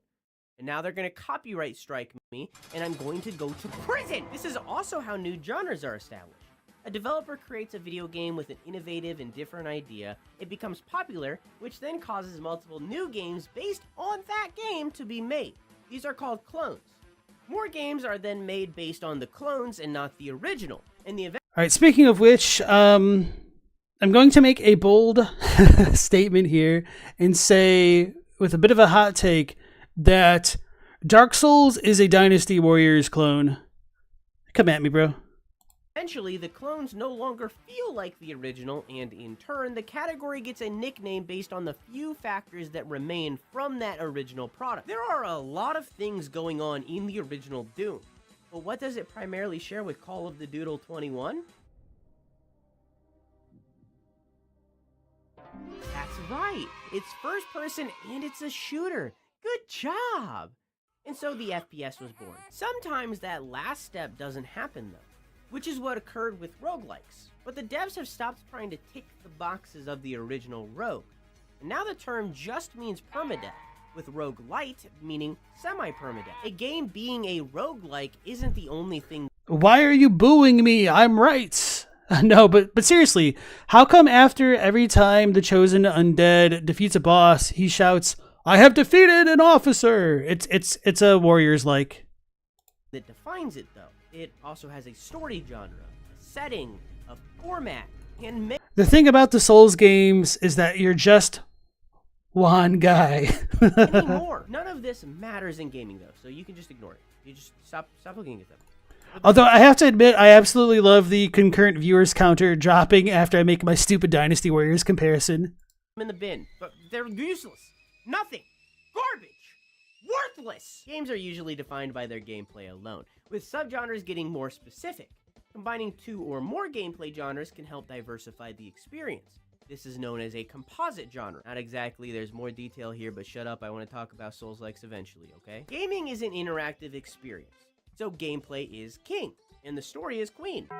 It doesn't matter if you love the sci-fi setting if you don't like grand strategy games. Space isn't going to suddenly make you Sun Tzu. People often argue that genres are bad because they only see them from their ugly fence post bad side and not their sexy marketing good side. And honestly, they're right. Genres can hurt innovation and cause gaming to stagnate inside of a format for long periods. But I don't know if it's necessarily genres specifically. I mean, obviously genre is a bit of an umbrella term, but I will admit, if I ever see like a game trailer thumbnail and I like look through it and I see the addition of things like cards, like Hearthstone style, or hexagon based grid, I will just immediately stop watching and lose all interest. So yeah, there's like 25 more minutes of the video left. Yeah, so we'll be going a little bit overtime tonight. this only really happens if the genres are too specific. It causes people to lash out at games that aren't following the rules set by the genre. This happened with roguelike. People were upset that the games weren't turn-based dungeon crawlers. But eventually, there were too many roguelikes for them to yell at. Same thing is happening with Soulslikes right now. Games, over time, become more than the sum of their parts. They break out of the shadow of their ancestors, until there's so many games that the shadow is no longer visible. All that's left is a line in a history book. A good way to forego the argument entirely is just to rely on recommendations, meaning you recommend good games to your friends, and they'll do the same back to you. You could even practice this by recommending this video to them. Some people believe Dynasty Warriors Origins is coming up next year. Honestly, like, I've really fallen off the Dynasty Warriors bandwagon because I've played 3 of those games, so I've played all of them 20 times essentially. I've looked at Dynasty Warriors Origins and like Dynasty Warriors 9 and like Samurai Warriors 6, whatever it is, and as soon as I see them juggling literally 10 people at a time with an attack for pretty much every attack that they do, I'm just like, I sleep, and then I click off the video. This might be a little bit of rose-tinted glasses on my face as I make the statement, but I prefer the earlier Dynasty Warriors, like 2, 3, and 4, especially, when it was a little bit more arcadey and enemies could hit you, at least more so in the early games, and you like took damage and you couldn't really fight Lubu, or if you did, it was a little bit of a grind. So yeah. Have I found a video speculating what on earth this shadow tree even is? Why does the shadow tree even exist? Have I found a video talking about that? Probably. I think we may have like stumbled upon one before, but I tend to have like the memory of a goldfish of what I've watched from time to time. So if not, I thought there was a video that was going like, I like looked over in the process of adding videos to tonight's list. So if you want, we could look at one video that's supposed to talk more specifically about the Skidoo tree itself. But generally, nobody knows. And I was going to bring this up at some point, but I've noticed a recent trend in videos where they promise things that they absolutely cannot deliver on in like their thumbnails and their titles. And it's really kind of burning me out of wanting to continue to watch a lot of these videos. Not like this one specifically or anything like that. Although maybe it does. We'll figure that one out later. But anyway, like the Glowmite Queen one is its own topic, which is kind of nebulous and everybody kind of respects that. But like now I've seen more videos claiming to know like what exactly the like Nox giant was, or like the Crucible and things like that. And while people might have, maybe the Crucible is not the best example, but some of those other weird things where the DLC really hasn't elucidated anymore. But yeah, it's just a little bit rough. Adlai says, your memory's so bad you sometimes can't remember how old you are. Bro, the other week on stream, we were like talking about our age, and I said I wouldn't tell my age. I legitimately thought I was a year older than I was. I was like, wait, what year is it? I didn't turn this as old as I thought it was? I'm actually a year younger? What the hell? So anyway, good news, guys. I have an extra year of my life to live. Just because I, stopped really giving a damn in my 20s. But I legitimately thought for like, well, the thing is, I tend to think like I'm almost my next year in age to begin with anyway. So I just like meant to get that mentality, and I just don't address it apparently. So I thought I was a year older than I was, like more than a year older than I thought I was originally. Anyway. We should start using tags instead. Like Steam kind of already does. Once again, genres are for marketing. They're there to make it easier for us to find games, and tags could fine-tune that process even more by including aspects outside of gameplay. But it could also hurt the process by giving people too many options, especially new players. To be honest, genres kind of already have this problem to a degree, as people can't decode what genres mean immediately, like Soulslikes, for example. Remember when we were talking about those? All right, Night Scout, you take care. Finally start answering the titular question. What is a Soulslike? Well, I toiled with this question for hours, tirelessly trying to figure out how we can definitively solve this problem. A Soulslike is a Musou-like with a dodge function. Got it. You want a shirt like that guy, but with Souls items? Okay. I think I figured it out. I've formed a two-step plan that by the end of this video will allow us to definitively figure out what a Souls-like is, and the nickname we'll give it so that it doesn't fall into the same situation as roguelike, because that's icky. That's gross. That's gross. First, we need to figure out what the players believe the genre is, because again, gamers make the genres, not the creators. Second, we need to figure out what specific innovations that FromSoft's games offer, and what makes them so special to the... If a game lets you roll, it's a Souls-like? Damn, that's true. Katamari Damacy, because Souls-like around. So many people. As we've addressed, video games are decided by gameplay. So even though a lot of people talked about all this stuff, we're just going to ignore anything that doesn't have to do directly with a gameplay mechanic. A lot of people think of the leveling system and the exploration as key attributes, but those are already genres of their own, and are in nearly every video game, so they just can't define Souls-like. Just like Dark Souls multiplayer. This is separated into two categories. Direct, meaning invasions, player summons, that kind of thing. This can't be part of the Souls-like genre because it's pretty basic PvP. If this is what defined the genre, Call of the Doodle could be a Souls-like. It could have Souls-like elements at the very least. I'm not going to let that happen. I refuse. That's not happening. No, thank you. No. Indirect, meaning bloodstains that show echoes of player deaths, and the message system that helps, hinders, or is just funny. Finger butthole. This can't be part of the equation either. Not because it isn't unique or innovative, but because it is already part of a coined genre, one formed by Hideo Kojimo's Death Stranding. Hideo Kojimo? How are you going to mispronounce Himbo Kojimbo? Dark Souls, in all technicality, is a Strand game. The difficulty is probably the most discussed. We've all seen the meme. Crash Bandicoot is the Dark Souls of platformers. I think we've kind of made the Dark Souls of competitive first-person shooters. Divorce is the Dark Souls of marriage. Divorce. Dark Souls has gained a reputation for its difficulty. When Dark Souls launched, most games were foregoing difficulty to instead focus on storytelling and immersion. Meanwhile, Dark Souls focuses on high, but fair, difficulty. Everything does high damage, but has a low health pool. This makes it so that failure feels fixable, especially when you add on the forgiving nature of the corpse runback mechanic, where you drop your souls on death, but can get them back if you don't die again. However, difficulty also can't be a feature to define the genre, because it's subjective. Different things are harder for different players, and with practice it all just kind of becomes easy. It would just lead to the question of what hard truly is. I swear, this never happens. On top of that, Dark Souls and all its predecessors can be made easier in a lot of ways. Their summons, be that NPCs or players, spirit ashes in Elden Ring, consumables that make a lot of the game easier, and lastly, everything has a weakness that can be used to your advantage, like bleed weapons in Elden Ring. There's nothing wrong with using these. It's an in-lore difficulty slider that just doesn't get explained very well. Ditching the difficulty selection isn't uncommon in gaming either.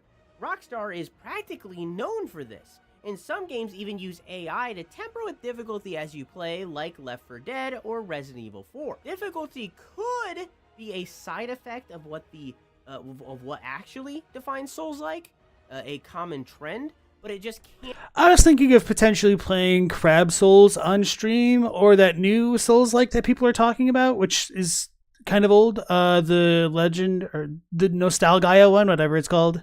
Please do Crab Souls? Okay. Maybe I should have that as a stretch goal. Crab Souls mentioned.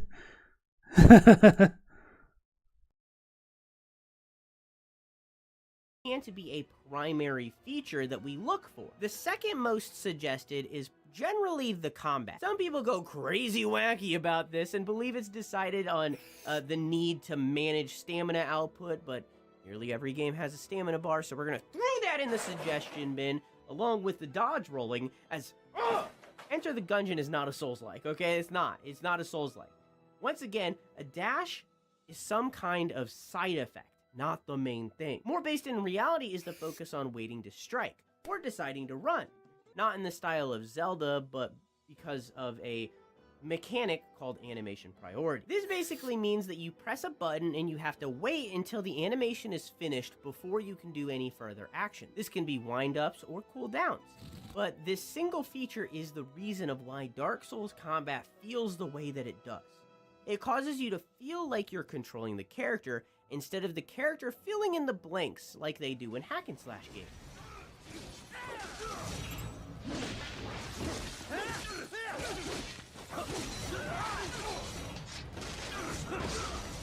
I've only pressed 2 buttons. I don't know, that seems like a Souls-like to me. This is also for the enemies, as they have choreographed attacks and patterns that work in similar ways. It makes fights feel like a dance, and allows for hitbox porn. A good simple example of this kind of mechanic at work is Mario's jump in Mario Odyssey. Outside of a couple frames near the end where it will still accept a second jump, once you press the button, that's it. No jump, no double jump, no cancel, just up. You can like dive, but shut up. There are many examples of this kind of thing. Sometimes with different names, but we'll keep it simple even if it's a little bit wrong. Still, please correct me in the comments. This was a very hard thing to research. Monster Hunter's combat does the same stuff as Dark Souls, and surprise, surprise, a lot of Dark Souls players love Monster Hunter, myself included. Capcom, please work with me. Please.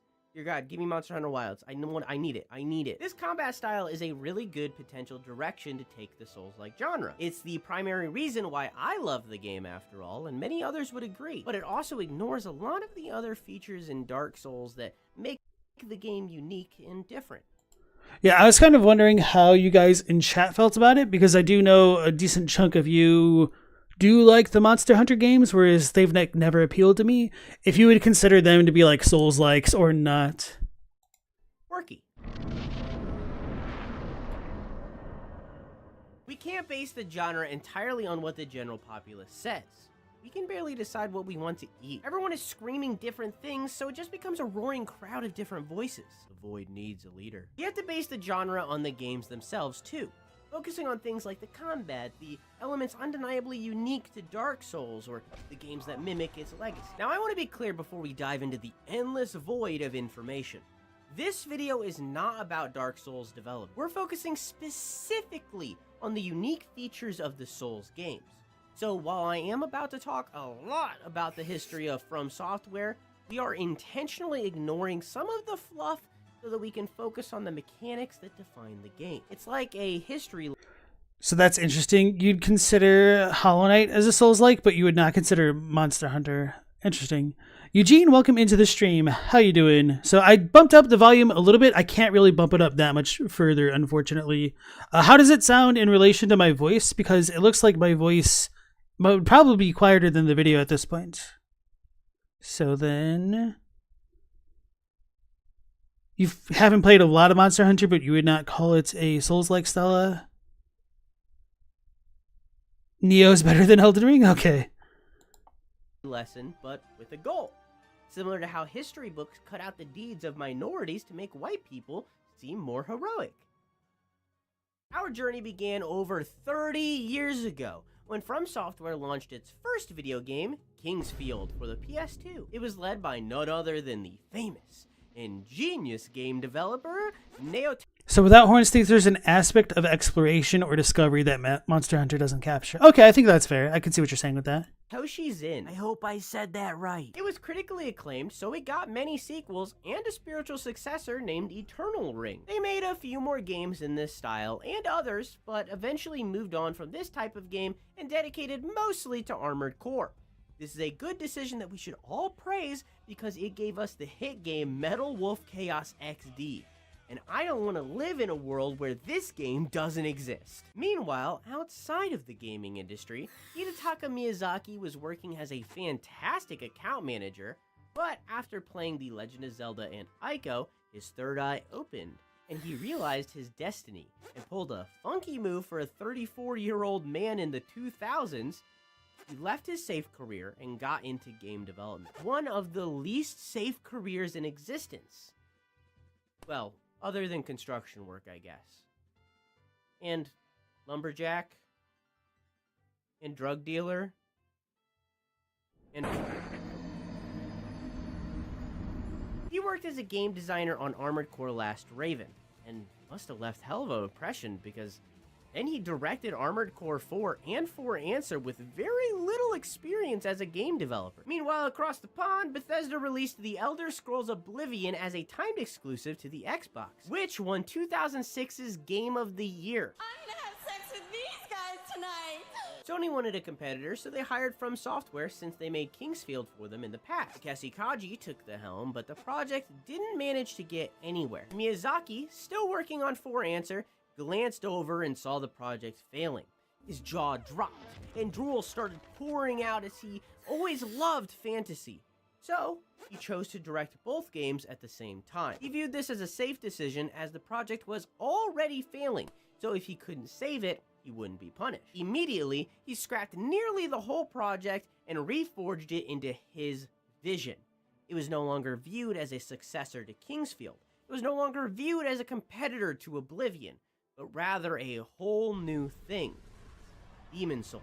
They set out with the goal of giving the player a sense of accomplishment for overcoming fair challenges. This type of game was controversial for the time, so they hid this difficulty from Sony and added the course run. And it's kind of always wild to me to say that that level of difficulty was controversial to the time because of previous games like freaking Mega Man being pretty much on the same level, same scale of difficulty to me as like Dark Souls and whatnot. All right, with that, Horns, you have a good night. Back mechanic on top of that, so that every death would have just a glimmer of hope to keep players going. They held a demo at the Tokyo Game Show, but players didn't like the game. They thought it was too slow, too hard, and clunky compared to other games of the time. And I honestly do think that those are pretty fair criticisms, but that also takes a little bit of a paradigm shift to go back into a game like Demon Souls, And I think even Dark Souls 1 does feel slow and clunky. It does have that kind of jankiness, which lends to its charm, but yeah, I don't know. As it was.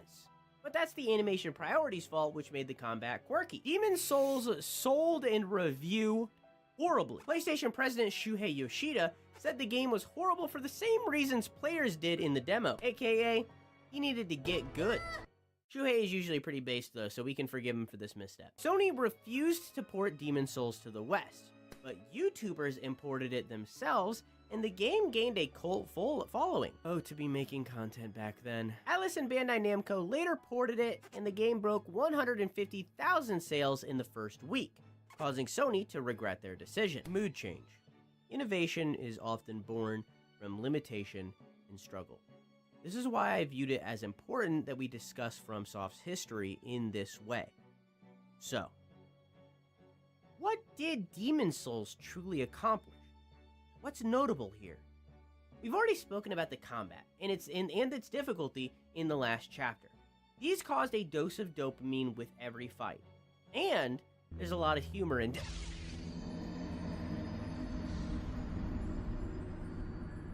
This is also the first time the corpse run mechanic appears as well. This caused every encounter to have a glimmer of hope, which allowed them to make every boss fill the player with despair without losing the player's willpower. The message system, Invasions. and blood spots all also appeared, and these were all systems that were carried into the future games. Demon Souls launched in February 2009 and was ported the following October, so there was a 9-month period where the game was marked as a massive failure, and Miyazaki believed he'd never work on a fantasy game ever again.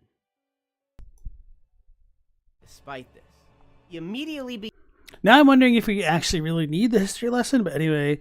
Adlai says, unpopular opinion, you love the Demon Souls bosses because of their gimmicks. I don't think that's entirely an unpopular opinion, but I do think that they could do a better job of having more gimmick fights integrated into their modern games.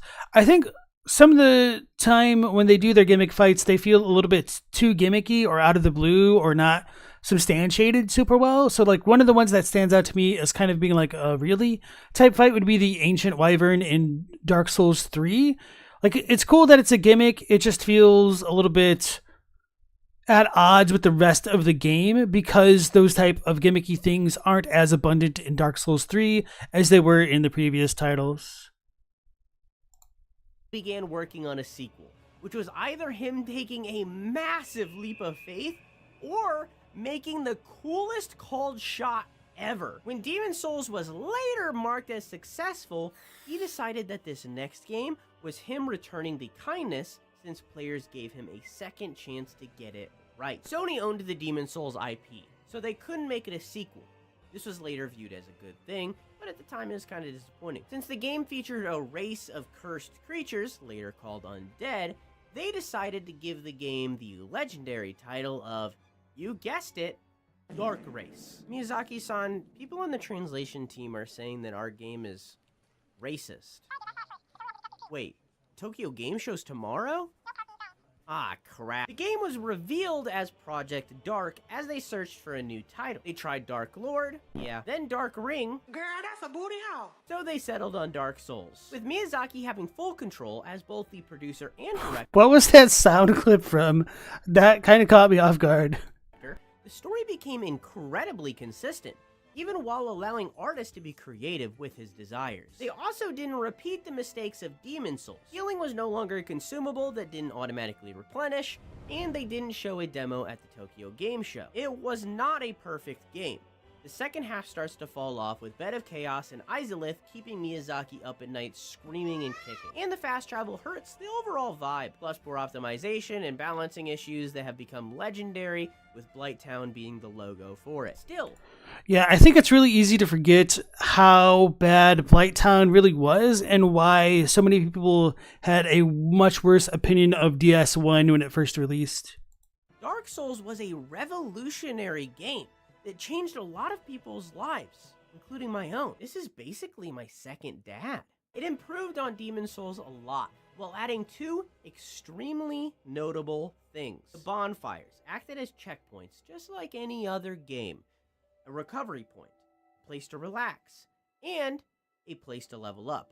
But they also had some online features like they allowed for kindling, which raises your flask limit by 5 and sends 1 extra to other players, and you could see peeps. They also respawned enemies when you sat at them. This was new to gaming and added a trade-off for resting at them. Lastly, Demon's Souls had a disconnected level-based map. Dark Souls ditched that for an interconnected open world that weaves back and forth onto itself and emphasizes exploration and player choice. We don't need to... Yeah, it's really hard to go back and play a lot of the other games just because of how well interconnected DS1's map was. I think it's so good.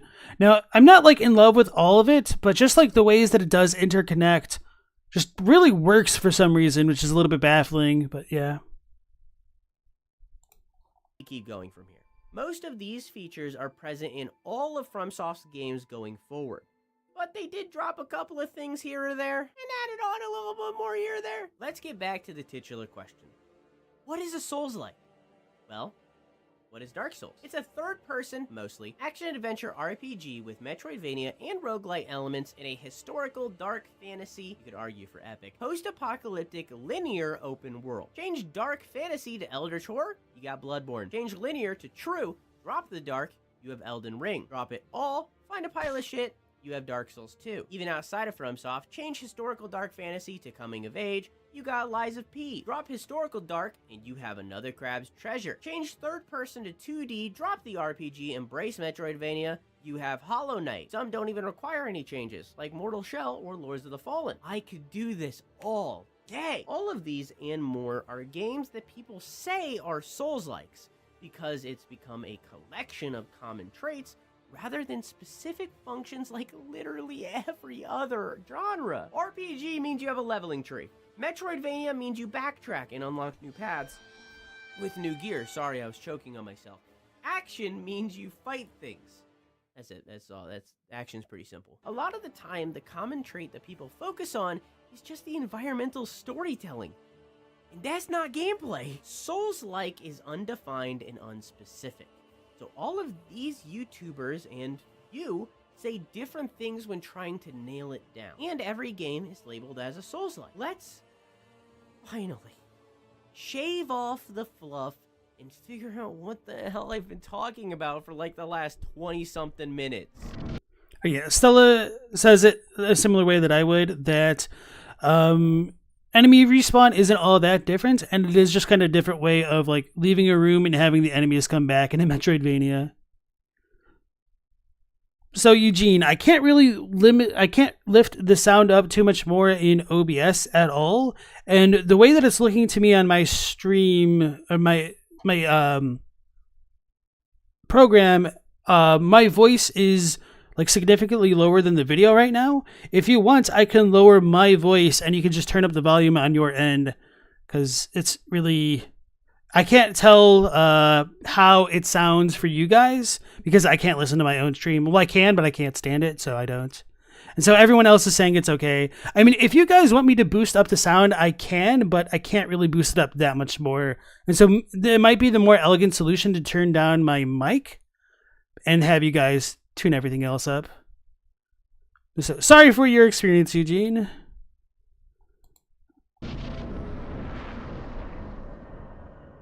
We've tied down the gameplay innovations that make up Souls games, so now let's straight up ignore the games themselves and just focus on those features. Difficulty is a biggin, but we've already talked about it in Chapter 2. Difficulty is a side effect of whatever the final genre is, not the genre itself. This is the same story for roguelikes. They're usually really hard for new players, but that's not a requirement. We've also addressed the multiplayer. Dark Souls is a part of the Strand genre put in place by Hideo Kojima. Now, obviously Death Stranding came out way after Dark Souls, but Hideo Kojima already coined the term for himself, so let's pick our battles. The interconnected map is where things start to get interesting, but in my opinion, It's just a really good and condensed open world. Just because And yeah, to go to that map argument, you could say that because Demon Souls doesn't even really have an interconnected map, that it isn't necessarily a requirement for a Soulsborne, which is kind of an interesting thought.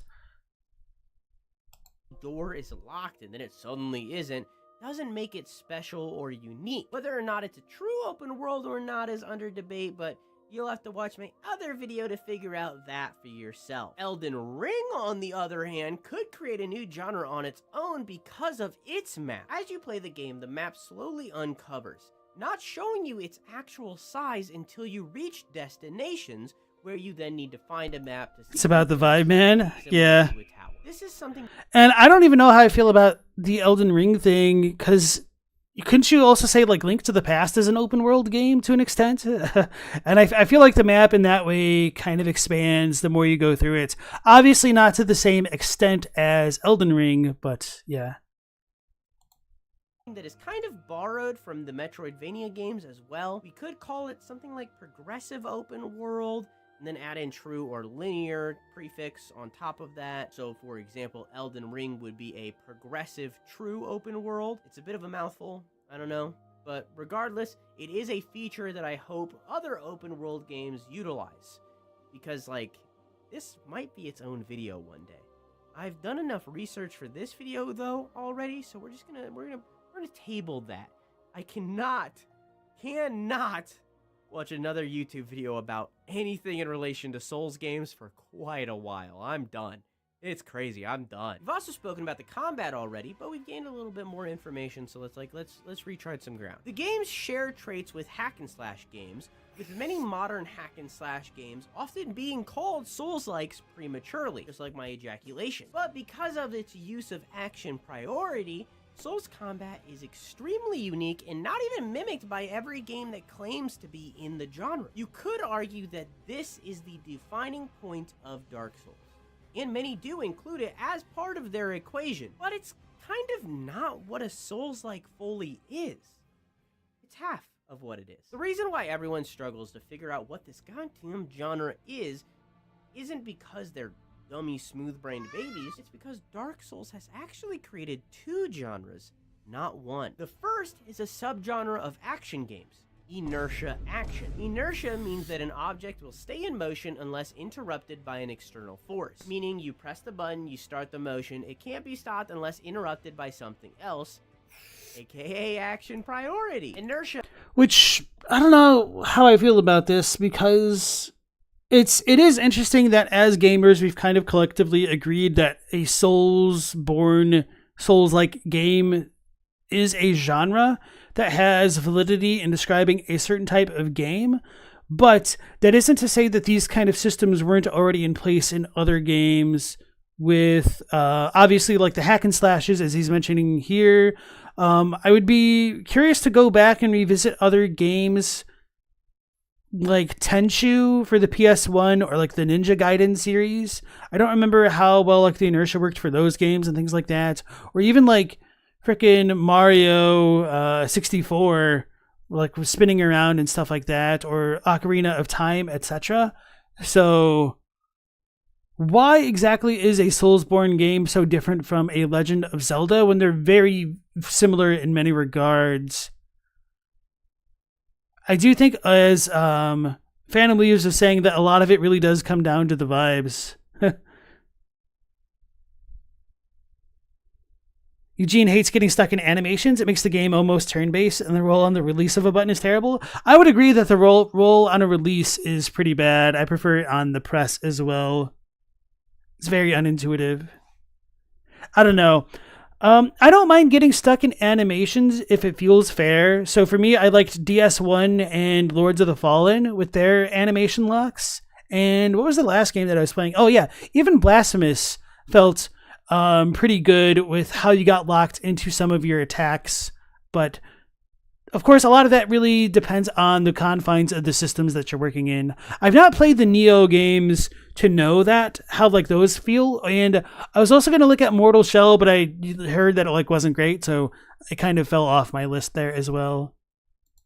I still need to play Nier. On the weight of actions, and how things react to said action. Two other inertia action games that come to mind are Monster Hunter. Oh, this just makes me think of it. So maybe a lot of what makes Dark Souls feel more like Dark Souls to me is like the weight of your attacks and the effect that it has on the enemies. So being able to stagger or stun or like make your enemies like flinch when they get hit stun is a big impactful feeling to me of a Soulsborne game, which might not necessarily be present in a game like Zelda or others like Monster Hunter World. That's one of the reasons why I never felt interested in it, because it felt like there was no hit stun or like hit registration when you're hitting a lot of big enemies.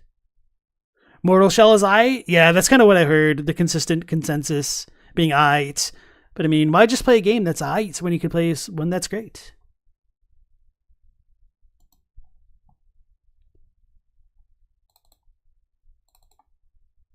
And Dead Rising. Unfortunately, inertia action can quickly become a mouthful. We already say action adventure, so this would become inertia action adventure. It's 2 hyphens. That's too many.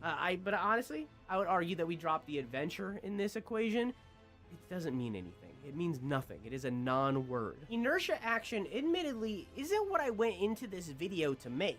It's something that was born out of the research I did. So it's directly created from the videos that I watched to build this video. So congrats all you YouTubers. You have a baby now. Where are my child support payments? The second genre Dark Souls formed is the one that I'm a lot more confident in. It's what I made this video for, but it did grow and change through the research process. While I think inertia action is cool, the following is the one that I'm going to actually push for us to put in the mainstream. Bonfires. Out of everything in Dark Souls, the bonfires are what Miyazaki himself was the most excited about. He designed them to be a place of warmth and solitude. A place to prep for your next big adventure and roast some marshmallows on the side. They're the most praised mechanic from the games, with entire articles dedicated to just them. The bonfires are the standout thing in the Souls games, and they're present in nearly every game that people label as Soulslike. The bonfire system, however, does not work alone. In fact, it's inherently tied with something completely different. If we take the bonfire, which respawns enemies, saves the game, heals the player to some degree, and optionally is a hub for the player in some way, and combine it with the death mechanic, aka corpse running, where you drop your experience and or currency when you die, and you have to go collect it, or it's gone forever, you get a unique situation focused around player choice. Are you gonna journey back and See, this I have kind of strong disagreements toward, because I don't see how meaningfully this is different than like the save system of JRPGs since like the inception of having memory stored within the cartridge of a game. So like going to a church in something like Dragon Quest and saving there, that doesn't really feel too meaningfully different to me than the bonfires. And in like Final Fantasy VII, when you got to the northern crater, you could even like drop your save point wherever. So on one hand, I don't think he's right. I also don't think this is entirely wrong, but I mean, I don't think we could attribute it mostly to Dark Souls for this like kind of mechanical creation of a genre, I guess. Yeah, Metroid has similar things going with their save tanks. The same enemies on a similar path, like a loser lame gamer, or will you abandon them like a spitter, causing you to lose out on things that could make the next challenge easier? This is the entirety of Dark Souls in a nutshell. You repeatedly die and return to the same fight over and over until you get good and succeed. Most of the YouTubers and articles I read while honestly, at this point, I'm almost thinking like the lack of tutorialization is something that really contributes to the feel of a Dark Souls-like game, because making the mistake of striking an enemy and then them getting pissed off or maybe an ally and them getting pissed off and trying to kill you is a little bit more unique to the Souls games, which isn't to say that like that didn't exist in like Morrowind or Skyrim or Oblivion. So maybe it's not the best metric, but a game does feel a little bit more Dark Soulsy when they just throw you in and they're like, good luck, get good, stupid. I don't know.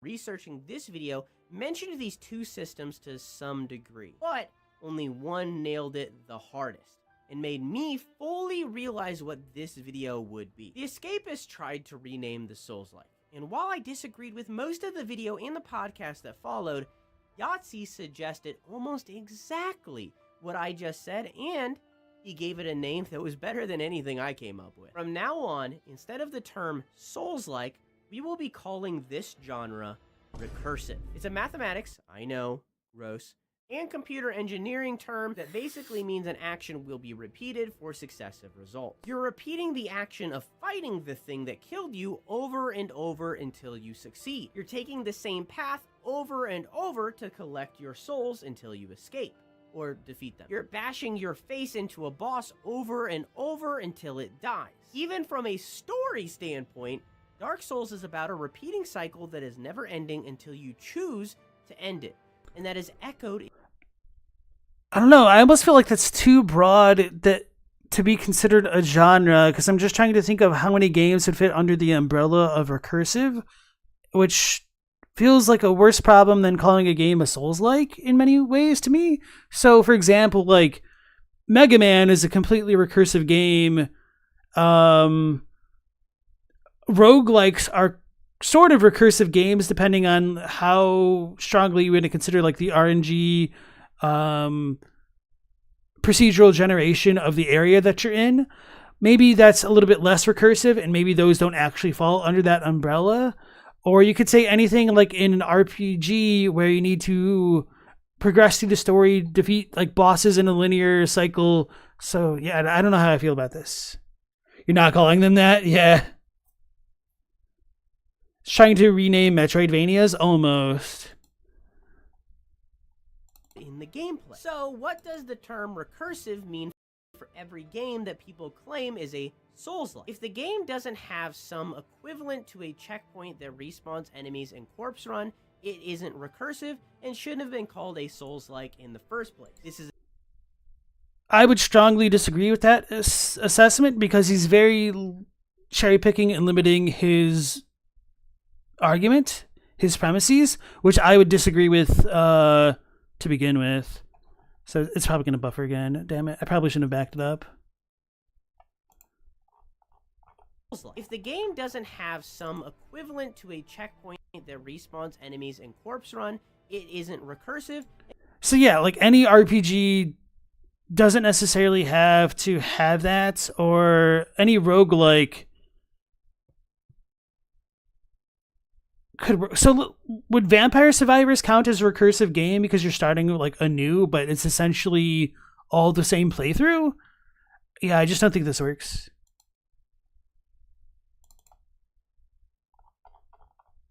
And shouldn't have been called a Souls-like in the first place. This is an example of a game that's trying to mimic the vibe while ignoring the mechanics, and once again, genres are gameplay based. Since recursive is an adjective, it can be latched onto practically any game that doesn't have something else that cancels it out. Like, for example, I don't really see how a recursive roguelike could exist, since the existence of permadeath kind of makes corpse running not possible without it becoming a roguelite. For the nerds who want Isn't that just splitting hairs, though? I mean, a roguelite is a roguelike. Specifics, here's the Berlin interpretation of the rough requirements for a game to be considered recursive. It's not as long as it is for other genres. I wish that was on the screen longer instead of the zoomer edit. For a game. Right, so high value is corpse running, checkpoints, and optional obstacle respawns. Low value is combat, bosses, leveling / upgrades, hub world menu, shortcuts, asynchronous multiplayer. So even though you can do multiplayer in Dark Souls, I honestly wouldn't add that as a high value to it because you can still play all of the games entirely offline. game to be considered recursive. It's not as long as it is for other genres, as this is kind of an additive thing, not an entire descriptor of a game's systems. Again, it's an adjective. For example, Dark Souls and all of its siblings are recursive action-adventure RPGs. Same with Lies of P, Another Crab's Treasure, Yeah, I would agree with that. many others. Remnant and its sequel could be recursive shooters. However, they don't have any corpse run-back mechanics. They do fill that void with many low-value requirements, but if we open the floodgates, how will we... So to say that recursive has to include corpse runs, I think just kind of works against the idea of recursive as an adjective, but I digress. know when to stop so we don't drown. Hollow Knight is a recursive Metroidvania. So is Blasphemous and its sequel, and the Star Wars Jedi games, but in 3D. Code Vein is a recursive hack and slash. And Dark Souls 2 is still a pile of shit. Now you all have homework. I know, gross. But we have to make it stick. Next time you feel the need to reference a game that you would call Soulslike, call it recursive instead. If you're then asked, what does that even mean? Either explain the best you can, here's a default line for you, or link them to this video to pump my view count. I've been making pretty decent YouTube videos for quite a while now. I would love more attention for my effort, honestly. The end goal is to get people to start using recursive while either not knowing or forgetting where it came from. If every gaming YouTuber didn't mention Doom clones in every video, no one would remember the term existed. They would just call it FPS. Guilty, Your Honor. Eventually, the term Souls-like will fit. Yeah, couldn't Doom fit under that recursive label as well? Anyway, Paisan says it's DS2 slander. Well, counterpoint, in order for something to be considered slander, it has to not be true.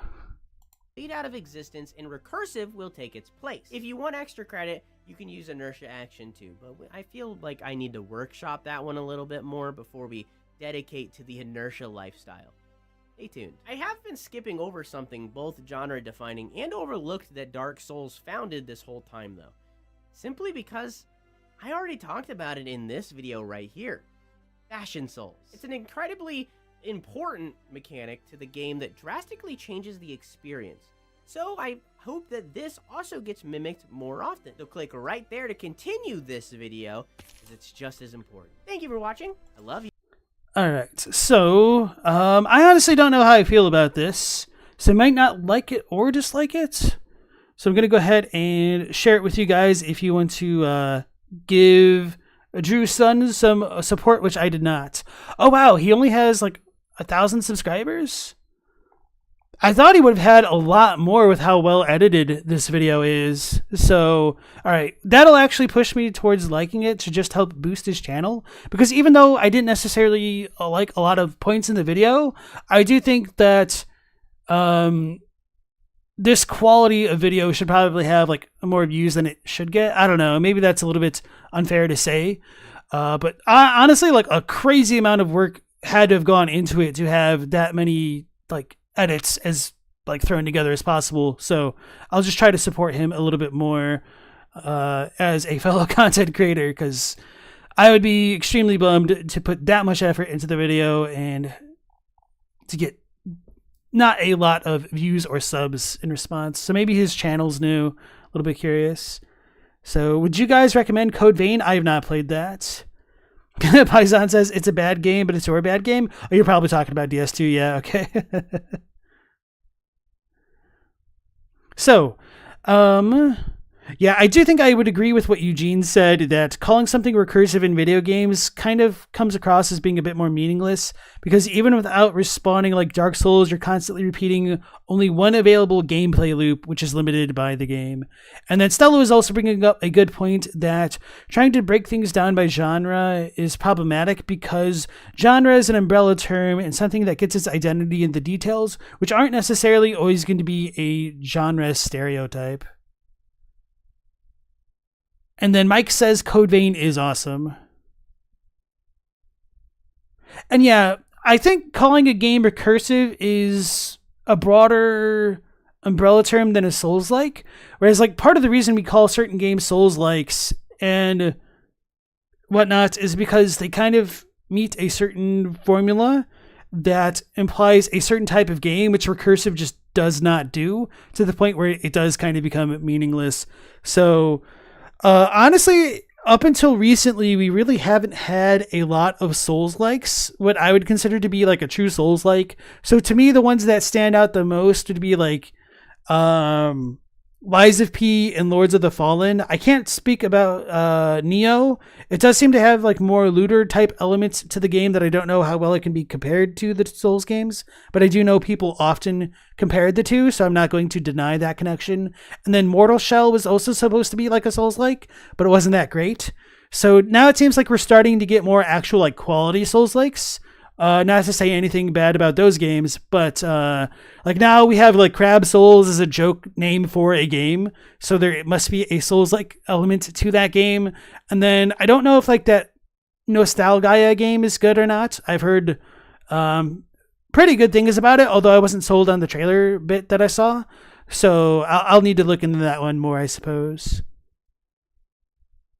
So anyway, folks, that'll be it for tonight's stream. I'll figure out what we want to watch for tomorrow. And if you guys do have suggestions, you're always welcome to throw them into the comment section of the video, the stream itself, rather than the chat, which I'll miss.